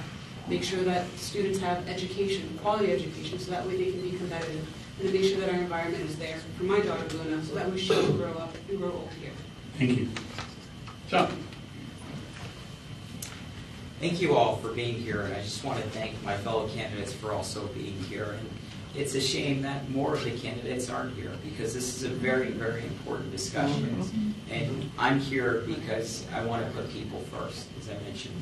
I'm a two-term city councilman. We have gotten important things done at the local level. I've been the lead sponsor on dozens and dozens of pieces of past legislation, and I've served my community on the east side and downtown in the city of Providence well. When we think about the challenges that face our society, so many people are struggling. People are worried about the cost of living. They're worried about housing. They're worried about reproductive rights. They're worried about our climate crisis. We need bold leadership in Washington that's going to put people first. We have a strong path to victory in this election. We have a lot of support far and wide in the community. And it's because we are staying true to our values. And I know that peace is an important component to that. Peace shouldn't be radical, and I just want to end with this point. It's the H.G. Wells point, that if we don't end war, war will end us. Thank you, Spencer. I just want to remind you of some things which maybe I should have said at the outset. I've had the same girlfriend for 50 years, my wife Avery. I've got 4 kids. I've got 9 grandchildren. I'm extremely lucky. I have everything. I've worked very hard. I've learned in the legislature that many politicians are not helping you. And a lot of people that I know say, well, they get elected and then they don't do anything. And all they do is talk about some plan, but they don't do it. That's what I see happening in Congress today. I promise you I'll change it. I won't lie to you. There will not be any Inflation Reduction Act, which is really probably a good thing, an environmental act, but it's not an Inflation Reduction Act, and that's a lie. I won't do that. And I think I'm tired of hearing it done that way. And there may only be 435 congresspersons. I'll be around there reminding them all, don't call it something that it's not. Tell the truth to your constituents. And I think the Democratic Party is at risk of suffering here. My time's up. But one of the reasons I'm running is because I think we have to retain and sustain the Democratic Party and its core values. If you want to know what I think they are, ask me later. I got a lot of stuff to ask you later. Take notes. I don't know. Hey, we should go out for coffee. That's not bad. We should know each other better. A couple years ago, the dean of Yale Law School decided that she wanted to create a leadership program to teach the rising generation of young people at Yale Law School how to be great leaders in the future, to train them for their last job instead of their first job when they get out. So she recruited me to build that program, to design and launch that program, because that's what I do, leadership. That's what we need in this country right now. We need really strong leadership to guide us in the right direction, to guide us towards being a united nation as opposed to a polarized nation. You have a choice as voters. You can send somebody to Washington who will drive further division and further polarization in this country, who will pull us apart and focus on our differences, or someone who will focus on our strengths and what brings us together. And I believe that there's a lot more that unites us than that divides us. So I get confused about some of these issues sometimes too. I think about these things a lot. I like to put leadership and democracy into practice. That's why I'm an EMT and a first responder in Jamestown. But it's also something that I get confused by. And one thing that never fails me is to go to the prayer of St. Francis and say, Lord, make me an instrument of thy peace. And it settles the mind, and it always helps to point me in the right direction. It's never failed me once. And that was how I prepared for this debate today. Thank you. Anna. Well, I wanted to first thank each one of you for taking so much time today to come here today and listen to us and to answer this question. But one of the things is, I'm saying to you, I'm running for Congress because I believe in Rhode Island. I'm running for Congress because we need a women of color in Congress once and for all. I'm running for Congress because I believe that we need somebody who experienced, somebody who is a regular Rhode Island, who are not connected, who are not rich, who came to this country and without anything, I'm able to provide a life to my children, and I will do the same for yours. I'm somebody who work in a factory, and then that's what I said. I went from the factory floor to the Senate floor, and from welfare office to the state office, because I don't give up, and I work hard for everything I have. I'm asking you to, September 5th, please vote for Anna Quesada for Congress, and I will work hard on Congress for you. Thank you. At this point, let's invite Nancy Hood to come up and give our closing words. And while she's coming up, if you want to applaud for our candidates, maybe that would be appropriate.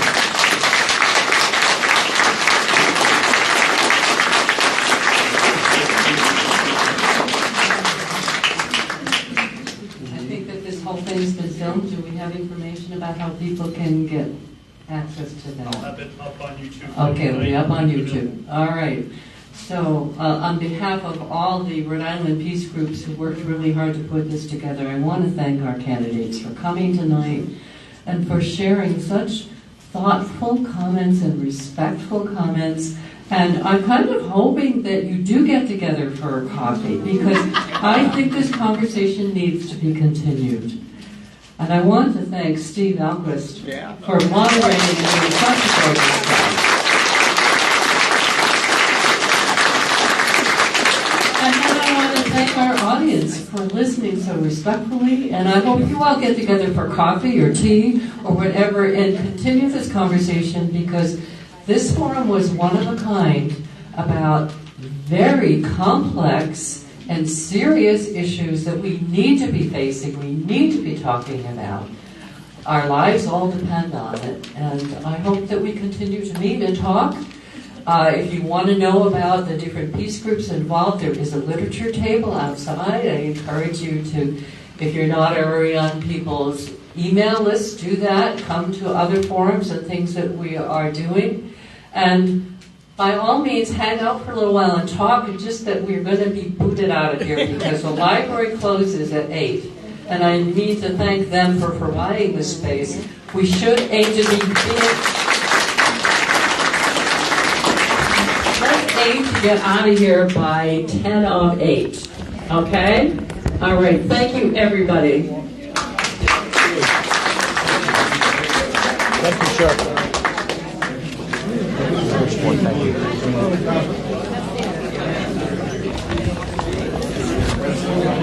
You want to watch it live? That's us. We're watching a repeat. Sneak back here. Folks, stay tuned. We're going to go outside and see if we can catch up with a couple candidates. We do have a question for them this time. A little bit more prepared than our first couple of forums.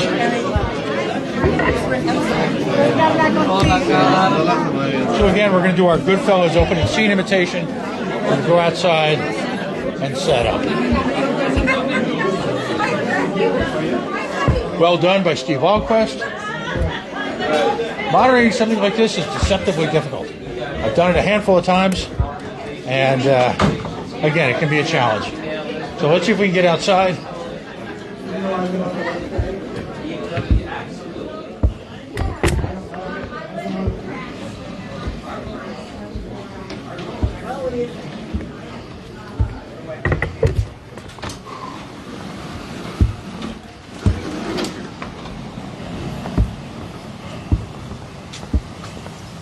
So let's set up here, see if we get a couple candidates.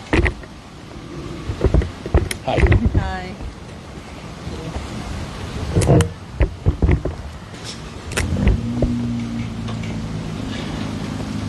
But folks, if you haven't, if you can take a moment and like and share this broadcast, and well, like our social media as well.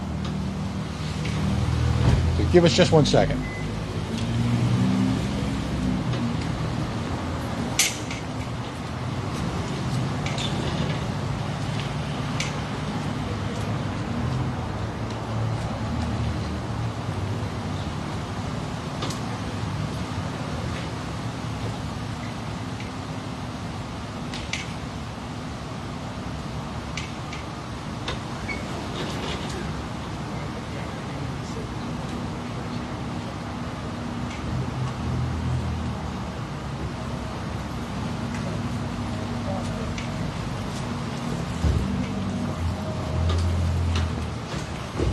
Okay. Let's see what we can do here. You need help? No, I'm good, thank you. Well, tell you we got one shirt. One of the finest places on the planet.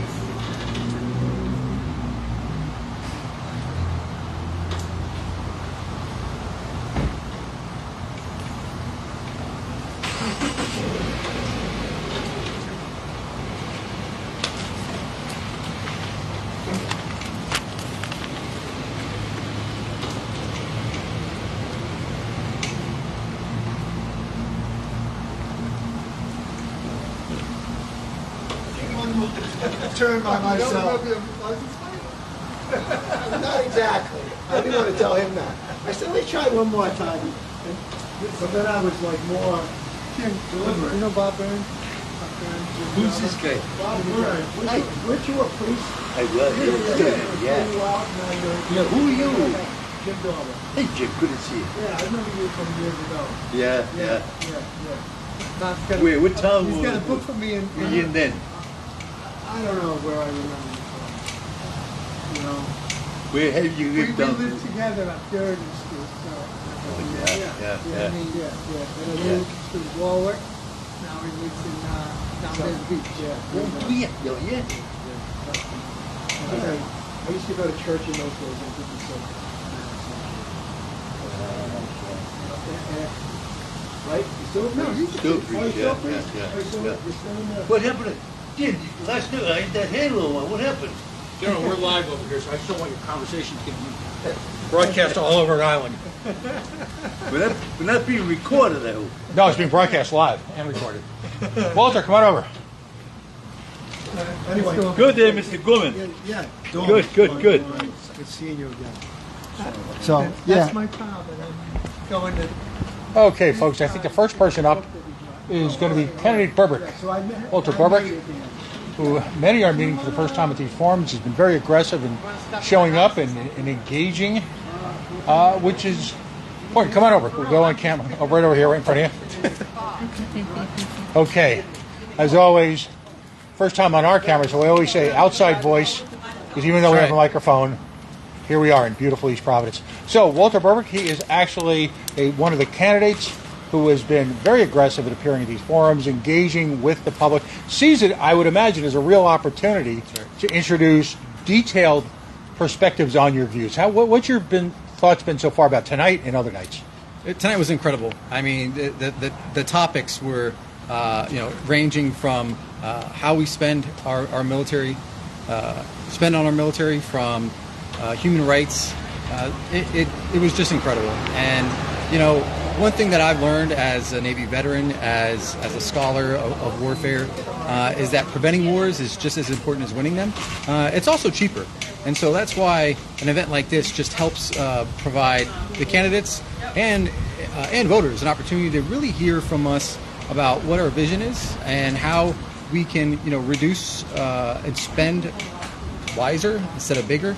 So that we can invest in things like housing, like education, like healthcare, right? These are the factors that are really going to determine whether or not we remain a strong democracy, whether or not we outcompete with China. And so that's why this event was just so incredible. I do have a foreign policy question. I know we're going to engage in the next couple of days in a discussion about Ukraine and the Israeli-Palestinian ongoing hostilities and conflicts. But, one of the questions that was raised briefly, and the tricky thing about the end of the forum is that each question got a couple of different candidates. So I want to talk about cluster munitions. Sure. As it was pointed out, the United States is not a signatory to the cluster munitions convention, if you will, which would, if you will, each nation, you always have to take this a little bit cautiously. You can't be completely naive, but at least for the purposes of the moment, each nation agrees not to use cluster munitions. Now, for those not familiar, think of cluster munitions, and jump in if you've got a better analogy, but I think of them as mini landmines dropped by air. And they talk about the dud rate. And right now, according to the agreement with Ukraine to supply cluster munitions, they're claiming a 98% success rate, which means 2% of these fragmented little cluster munitions will land. They call them duds, but in a sense, they're there potentially live for someone to step on, just like a landmine. So I'd like your thoughts on that. And also, are you surprised to know that Senator Jack Reed, in addition to our president, are in support of their use? Yeah, this is a really, really, really tough issue. And I know the administration, I'm sure, grappled with this. These are the same kinds of decisions that I've grappled with as a professor in the wargaming department over the last 15 years. And here's my thoughts on this. Imagine for a second that you have a violent gang and they're storming your home, and you have very little weapons to protect you. And so right now the people of Ukraine are struggling. They are fighting for their lives. They are fighting to protect their children and their grandchildren. And so it's the people of Ukraine who have asked for these weapons. And what the international agreement says is countries will not use these on other countries on their soil. The Ukrainian people are using this on their own soil, and they're using it to protect their own. And so I know how I know the impacts of these weapons, right? But at the same time, the Ukrainian people are struggling and just trying to stay alive. And so these weapons provide them an opportunity to do that. Part of the agreement with Ukraine is that these will not be used against civilians. Right. And your point's well taken that, in a sense, Ukraine is asking to use these devices to protect themselves from Russian forces that are invading their country. And who are using these very same weapons. So, but at the same time, there's this assumption in the agreement, or stipulated to, that this is only going to be a 2%. And I have to ask you, as someone who's been involved at an intimate level, at every level of our nation's defense, is it possible in the heat of war to limit that to true theaters of war, true war engagement? And is it possible to assume that, in fact, they'll be able to clean these up? You've done some think tank level work on this. What are your thoughts? Yeah, there's always a chance that of civilian casualties, but it's all about reducing the chances or likelihood of that happening. And at the end of the day, I think, have an obligation of not only providing these weapons to Ukrainian people so that they can defend themselves, but providing them the tools and the resources and training so that they can clean these weapons up post-war. All right. We always like to end with what we lovingly call shameless self-promotion. Sure. So tell folks how they can find you when they want to look up your other positions and have a greater interaction with you on your campaign. Absolutely. Well, thanks for the opportunity. I encourage you to check out our website, learn more about where we stand on the issues, to join our team. And the website is? And the website is walterburbrick.com. And you can take a look. We're also on social media, Facebook, Twitter, Instagram. And it would be my absolute greatest honor to earn your vote on September 5th and to represent you and your families in Washington. So thank you so much. Great. Candidate Burbrick, we look forward to meeting you in the next couple of days. Appreciate you. Thanks very much. Thank you. Folks, stay tuned. We're going to get Senator Quezada on in just a second, we hope. Senator? Nobody went away? Yeah, I thought it was different questions. Yeah, well, they were wrong questions. Senator, can we get you for just a second? Groups to me are really Come on right around. One of the reasons I come from is because they cover stuff I don't like to see. As always, we ask for the outside voice. Second time talking today. We're going to focus now on foreign policy, but to your credit, you are at the scene of the crime, as I'm calling it, where dozens of Rhode Islanders who are suffering from poverty, in some cases addiction issues and recovery issues, employment issues, were, if you will, evicted from some of the meanest, cruelest living existences I've seen in these United States. So you covered us on that. Let's talk a little bit about tonight. I'm going to elaborate a little bit on a question that was already asked, but it was only asked to the candidates. So again, kind of just clearing it up, when they talk about cluster bombs, we like to say that, sadly, that these are, in a sense, mini landmines. And in the agreement with Ukraine, the stipulated to that only 98% of them would be active and only 2% would be duds. But these 2% that are duds, these little mini bomblets, all right, become like landmines in that area.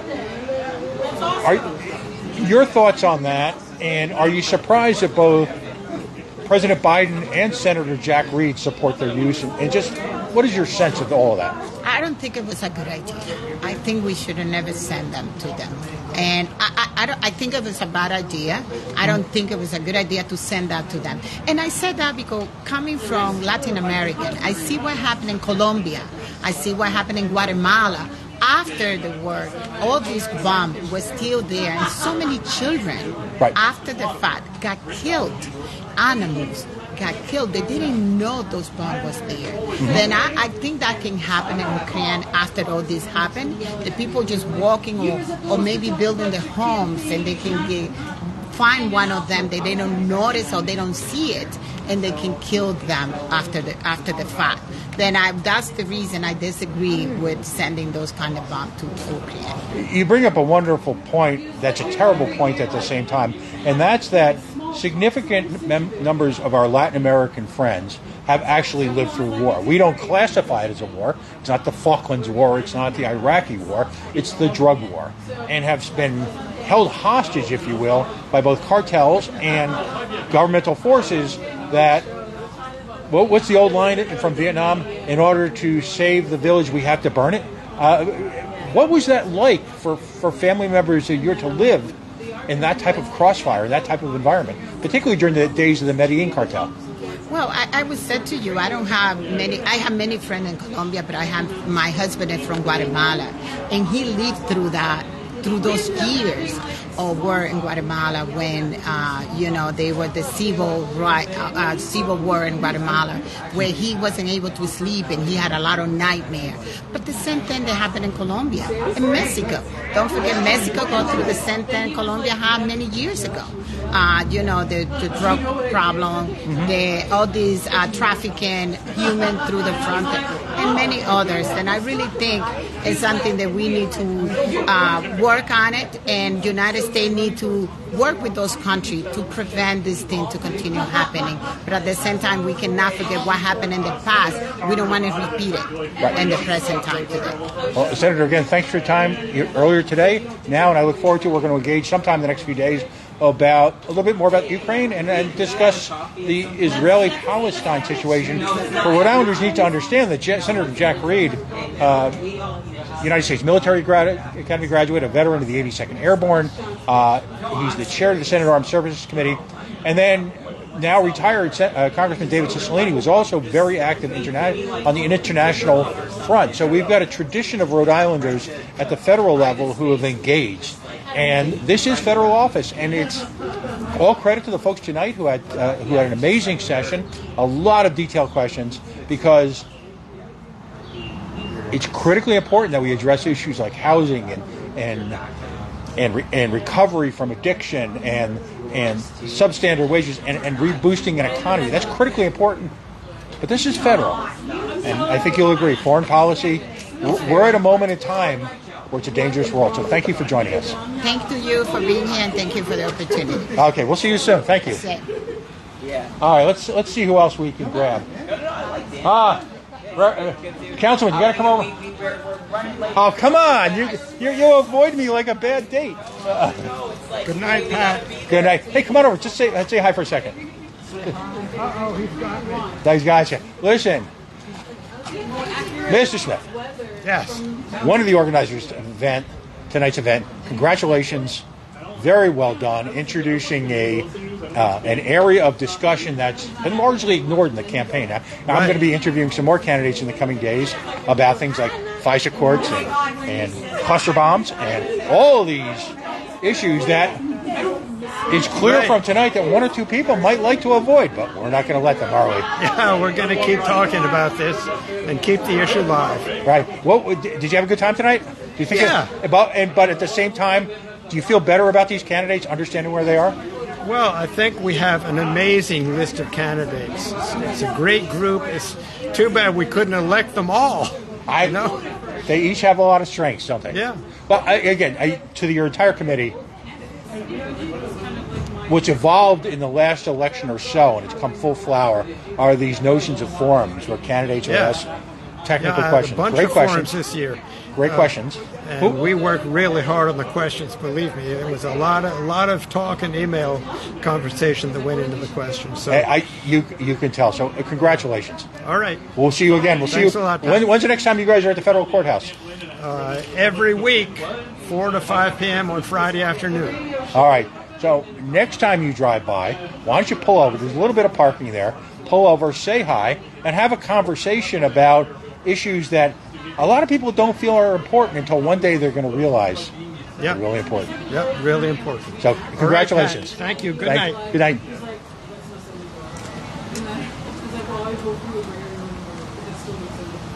Ms. Beauty. Did I get it right this time? Please, can you join us for a minute? Oh, sure. I'm rambling on with Steve. No, you can't ramble with Steve. He won't let you. You can ramble with Steve. Okay. That's all right. Let's see. Come on over. It's actually a little quieter tonight. Stephanie Beauty is here. We saw her earlier today. We didn't get a chance to chat with her. We saw her earlier today at the Charles Street encampment. But we're talking foreign policy tonight. And it was first of all, what was your takeaway from the event? Did you enjoy it? What kind of value did you see in tonight? I think, one, it got to show the breadth of everyone's understanding of foreign policy. And then a big piece of it is kind of not really giving lip service, because a lot of these things that were being proposed, especially when we talk about our relationship with Israel and their relationship with the Palestinians, and talking about promoting peace but not really kind of following through. So I think that one exposed our true intentions. And so I was happy to see that. I had hoped all of the candidates would have obviously been here to kind of share their platform on foreign policy. But I think, honestly, when it comes to a lot of the candidates, we have a lot more folks who are weaker on that, which would make sense in certain areas, right? No, I do have a question for you, and it was elaborated a little bit on tonight, but just to kind of rehash it. One of the questions tonight, did you answer cluster bombs? Were you? I did answer cluster bombs. It was myself and John Gonzalez. Right. So I just want to elaborate on it a little bit. And again, for folks who might be just picking up right now, cluster munitions, I like to think of themselves as airborne landmines. Because what happens is, with a cluster munition, you've got lots of little munitions that blow up and spread. And there's what they call a dud rate. The dud rate in the Ukraine-American agreement, my understanding is about 2%. What that means is the 2% of those ordnances dropped won't explode upon contact. And therein creates a humanitarian problem because essentially what you're doing is you're purposely spreading mini landmines throughout the land. You spoke, and I'll let you rehash it, but I want you to add a reaction to it. Not just President Biden, but Senator Jack Reed, in an interview we had, trust me on that, I've got it, both support the use of cluster munitions. What are your thoughts, again, on cluster munitions? Should the United States become a signatory to the International Convention on Cluster Munitions, which would prevent the use of them in wartime on invading land? And are you surprised that Senator Reid also endorses it? No, I'm not surprised that Senator Reid endorses it, and he and I can have a difference of opinion. I'm sure he and I share a difference of opinion on a number of different things, but we're aligned in the sense that we want to make the best decisions for U.S., and I think that's kind of our commonality. But in this particular issue, and I kind of elaborated on that, is it creates a humanitarian crisis because at the end of the war, which we hope that would be very soon, what that leaves is a path, like you mentioned, of landmines and children who go and walk in those areas unsuspecting to them. And what does that cost to clean that up? And even with other war-torn countries where they've tried to clean up that mess, it has become too hard and too expensive to comb through that they have to literally create red tape so that way folks can't build in those spaces. And so I don't think, one, it's responsible for us to send to any nation and not just Ukraine. And I think it's gravely irresponsible to do so. I think that there's so many other advanced technologies, especially when we see how much we're spending in our military budget. There's so many other military pieces that we could provide that would not have this type of devastating and catastrophic adverse effect for generations to come. This is not a 1 year, 2 year, 5 year thing. There are other nations, I don't want to name them off the top of my head because there's 3, and I want to make sure I fact check them, that after wars had passed, kids had gone into those areas and they lose limbs, they lose legs, and it spreads and it cuts up a lot of different things for people who are not too far off in that area for kids running around. They also get hurt in that regards. And so it has a lasting effect. So it's not, in my opinion, very responsible on our end. Great. Well, again, and we can love democracy and criticize democracy because we want it to be better, right? So It's not an insult towards our president. It's really, I think that we need to take a step back and reassess and make better choices in the long run. So, well, as always, thank you very much for engaging. We're going to talk, I think, tomorrow about finally getting together and discussing Ukraine, discussing Palestine and Israel. The beauty of these conversations is that... You're speaking to a beauty? Yes, there's that. But we also we have an environment now, and I think the tenor of these campaigns overall is that they're non-judgmental. We can criticize, we can question, we can talk about Palestine, we can talk about, if you will, the devastation to the Palestinian economy and the Palestinian people and the Palestinian culture. We can talk about civil rights violations against ordinary non-combatant Palestinians, an environment where it doesn't become or doesn't be cast as, or it's not portrayed as hate speech. And I think that's a critical part of this campaign, that there's a lot of difficult issues being discussed at these forums, which are, relatively new. So I, again, congratulate your continued attendance at these, and we'll talk tomorrow. Thank you so much. Looking forward to seeing you. Thanks, buddy. Thank you. Spencer! Kennedy Dickinson.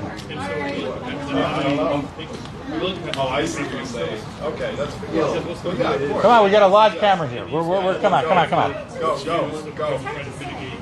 Go. Right over here. We're going to talk. We're live right now, just so you know. All right, good. Live, not Memorex. You and I could discuss certain memories and cultural references, and we'll each understand them. I hope that's true. Absolutely. So we're here with Spencer Dickinson, who I've known for a very long time. We go back to 38 Studios. We go back to all sorts of things. And you know, the last time I was in this building, I walked up and I said, "Pat Ford, how are you?" And you looked at me and said, "Who the heck?" You hadn't seen me in a couple of years. No, But I that's knew all who right. you were. I was surprised you knew who I was. I'm working on the shyness thing. You're somebody, but anyway, go ahead. No, I'm working on the shyness thing. Okay. Okay. Think of me as a shrinking violet. Yeah. I hope you overcome that shyness sometime. Baby steps. So, first of all, what were your impressions of tonight? I mean, it has to be enjoyable, these series of forums, to actually talk about issues. Well, you know, the whole thing about questionnaires or lists of questions, it kind of bothers me a little bit because, you know, the person that wrote the list wants an answer, sometimes yes or no, and it doesn't really work like that. Right. And, you know, but it's a way of saying these are the issues important to us, and that's fine. Mm-hmm. Please don't blame me for saying I need to think that through, Mm-hmm. and I will. You know, we need to hold hearings. We need to be brought in on it. We need to be a little more sophisticated about it. You know, a lot of the stuff that came up, my heart is with it. But on the other hand, that helped me with the name of the peace agreement, which has 69 signatories. But it didn't. But it's been going for a long time. It hadn't. So it has not succeeded. So what we need is another approach, and that's not a criticism of the people that are passing that petition around or any of these petitions. Mm-hmm. Some of these things need a fresh look, and you know everything is approachable or solvable. So, let's go back to original campaigns. There's a little bit of irony here. You referenced a candidate tonight, George McGovern. George McGovern. All right? Now, this is where it gets funny because my first campaign was Richard Nixon. I worked for Nixon. That would be 72. No, yes, no, that was. I'm messing it up now. But anyway, I worked for Nixon as a 12-year-old. Well, you're just a kid compared to me. I go in a room to say hi. My name is Pat. Hi, Pat. The one issue I want to raise, because it's a question I want to ask a lot of people. Cluster munitions. The United States is not a signatory to the International Cluster Munitions Convention. A little bit of a debate about that tonight. You could tell people felt very strongly about it. Is it appropriate for the United States to use cluster munitions, given the fact that, in a sense, they leave a trail of tears? That 2% of them allegedly are going to be duds that may or may not explode. I like to call them... And they're out there for kids to dig up for the next 50 years. Right. Would it also surprise you to understand that Senator Jack Reed has endorsed, with the same type of moral hesitation? This is not a shot at Senator Reed. He's a man of great experience. He's the head of the Senate Armed Services Committee, United States Military Academy graduate, veteran of the 82nd Airborne, and great experience. But he's come out and supported their use. How do you feel? Maybe just elaborate on that. Well, I'm reluctant, and I will say it. I think if that decision were up to me, that would not happen. You do have to draw the line somewhere, right? And that might be the place. But most of the military stuff that we talk about, the average citizen, the average voter, even me, we don't know the details. Right. So I wouldn't say that I'm not capable of learning those details quickly and making a decision on it, and I'll do that. But I think most of us don't know those details. And one of the issues is, nuclear submarines or maybe nuclear aircraft carriers. Do we really need 10 nuclear aircraft carriers? France has one. Nobody else has any. Yeah, the answer is yes, because everything that the Chinese say about attacking Formosa is just talk because they know they can't do it. Now, you may not read that in the paper. I think I know that. But this stuff is complicated, especially the military stuff. And I was an MI at the enlisted person level, but nonetheless, I learned about it. That was my job for a couple of years. And I think it's important, but I think you got to learn the details. And I'm a peace advocate, but I don't think that it's just a simple. These are not simple issues. We'll have a lot more peace if we understand. And by the way, we have peace. We've had the 50 years of peace, and maybe we should give some credit to our military. I have many relatives that are in the military, and I respect them. I think, and sometimes you hear about terrible things that people in other countries do. A lot of our people are not like that. We train our military to be conscientious and thoughtful, and they're not the same as military in other countries. Fair enough. Tell people where they can find out more information about you. They can call you. No, I'm gonna run a series of ads in the Providence Journal, and I'm going to address a whole bunch of issues. And maybe I should put my address or my email on that. By the way, for what it's worth, my email is dickinson@ryconnect.com. I'd love to hear from anybody. Okay. But I'm swamped right now, but that's good. No problem with that. Fair enough. We'll be talking soon. Thank you. Thank you, sir. Good to see you. Hope I see you at the next event. As I like to say, I've got nowhere else to go. I don't believe that. Are you off? No, we're still on. I'm going to say goodnight to our audience. Okay, now. well, you should. All Thank right. you. Folks, thanks again for spending quality time with us this evening. It was a wonderful event. I'll just say that it was interesting who didn't show up. I'll just leave that out there to hang, not my role to judge. We are the Coalition, loud and proud. Outrage, porn-free, civilly disobedient media, broadcasting live on the worldwide Coalition Radio Network at facebook.com/Coalition Radio, on the mighty Twitter at Coalition_Radio, and of course the mothership at CoalitionRadioNetwork.com. We put a lot of stuff right out to social media because of the fast-breaking nature, if you will, of the news cycle. Listen, I'd ask each one of you who have stuck around so long tonight, and I'm grateful for that. Please take a moment and share this broadcast. And if you haven't liked our social media, please follow us on Twitter at Coalition_Radio, or here, follow us at Facebook at Facebook.com/The Coalition Radio. We'll see you soon. We'll be back on the trail tomorrow. Board of Election Committee hearing tomorrow at 2 o'clock, and much more to come. Have a great night. Thank you.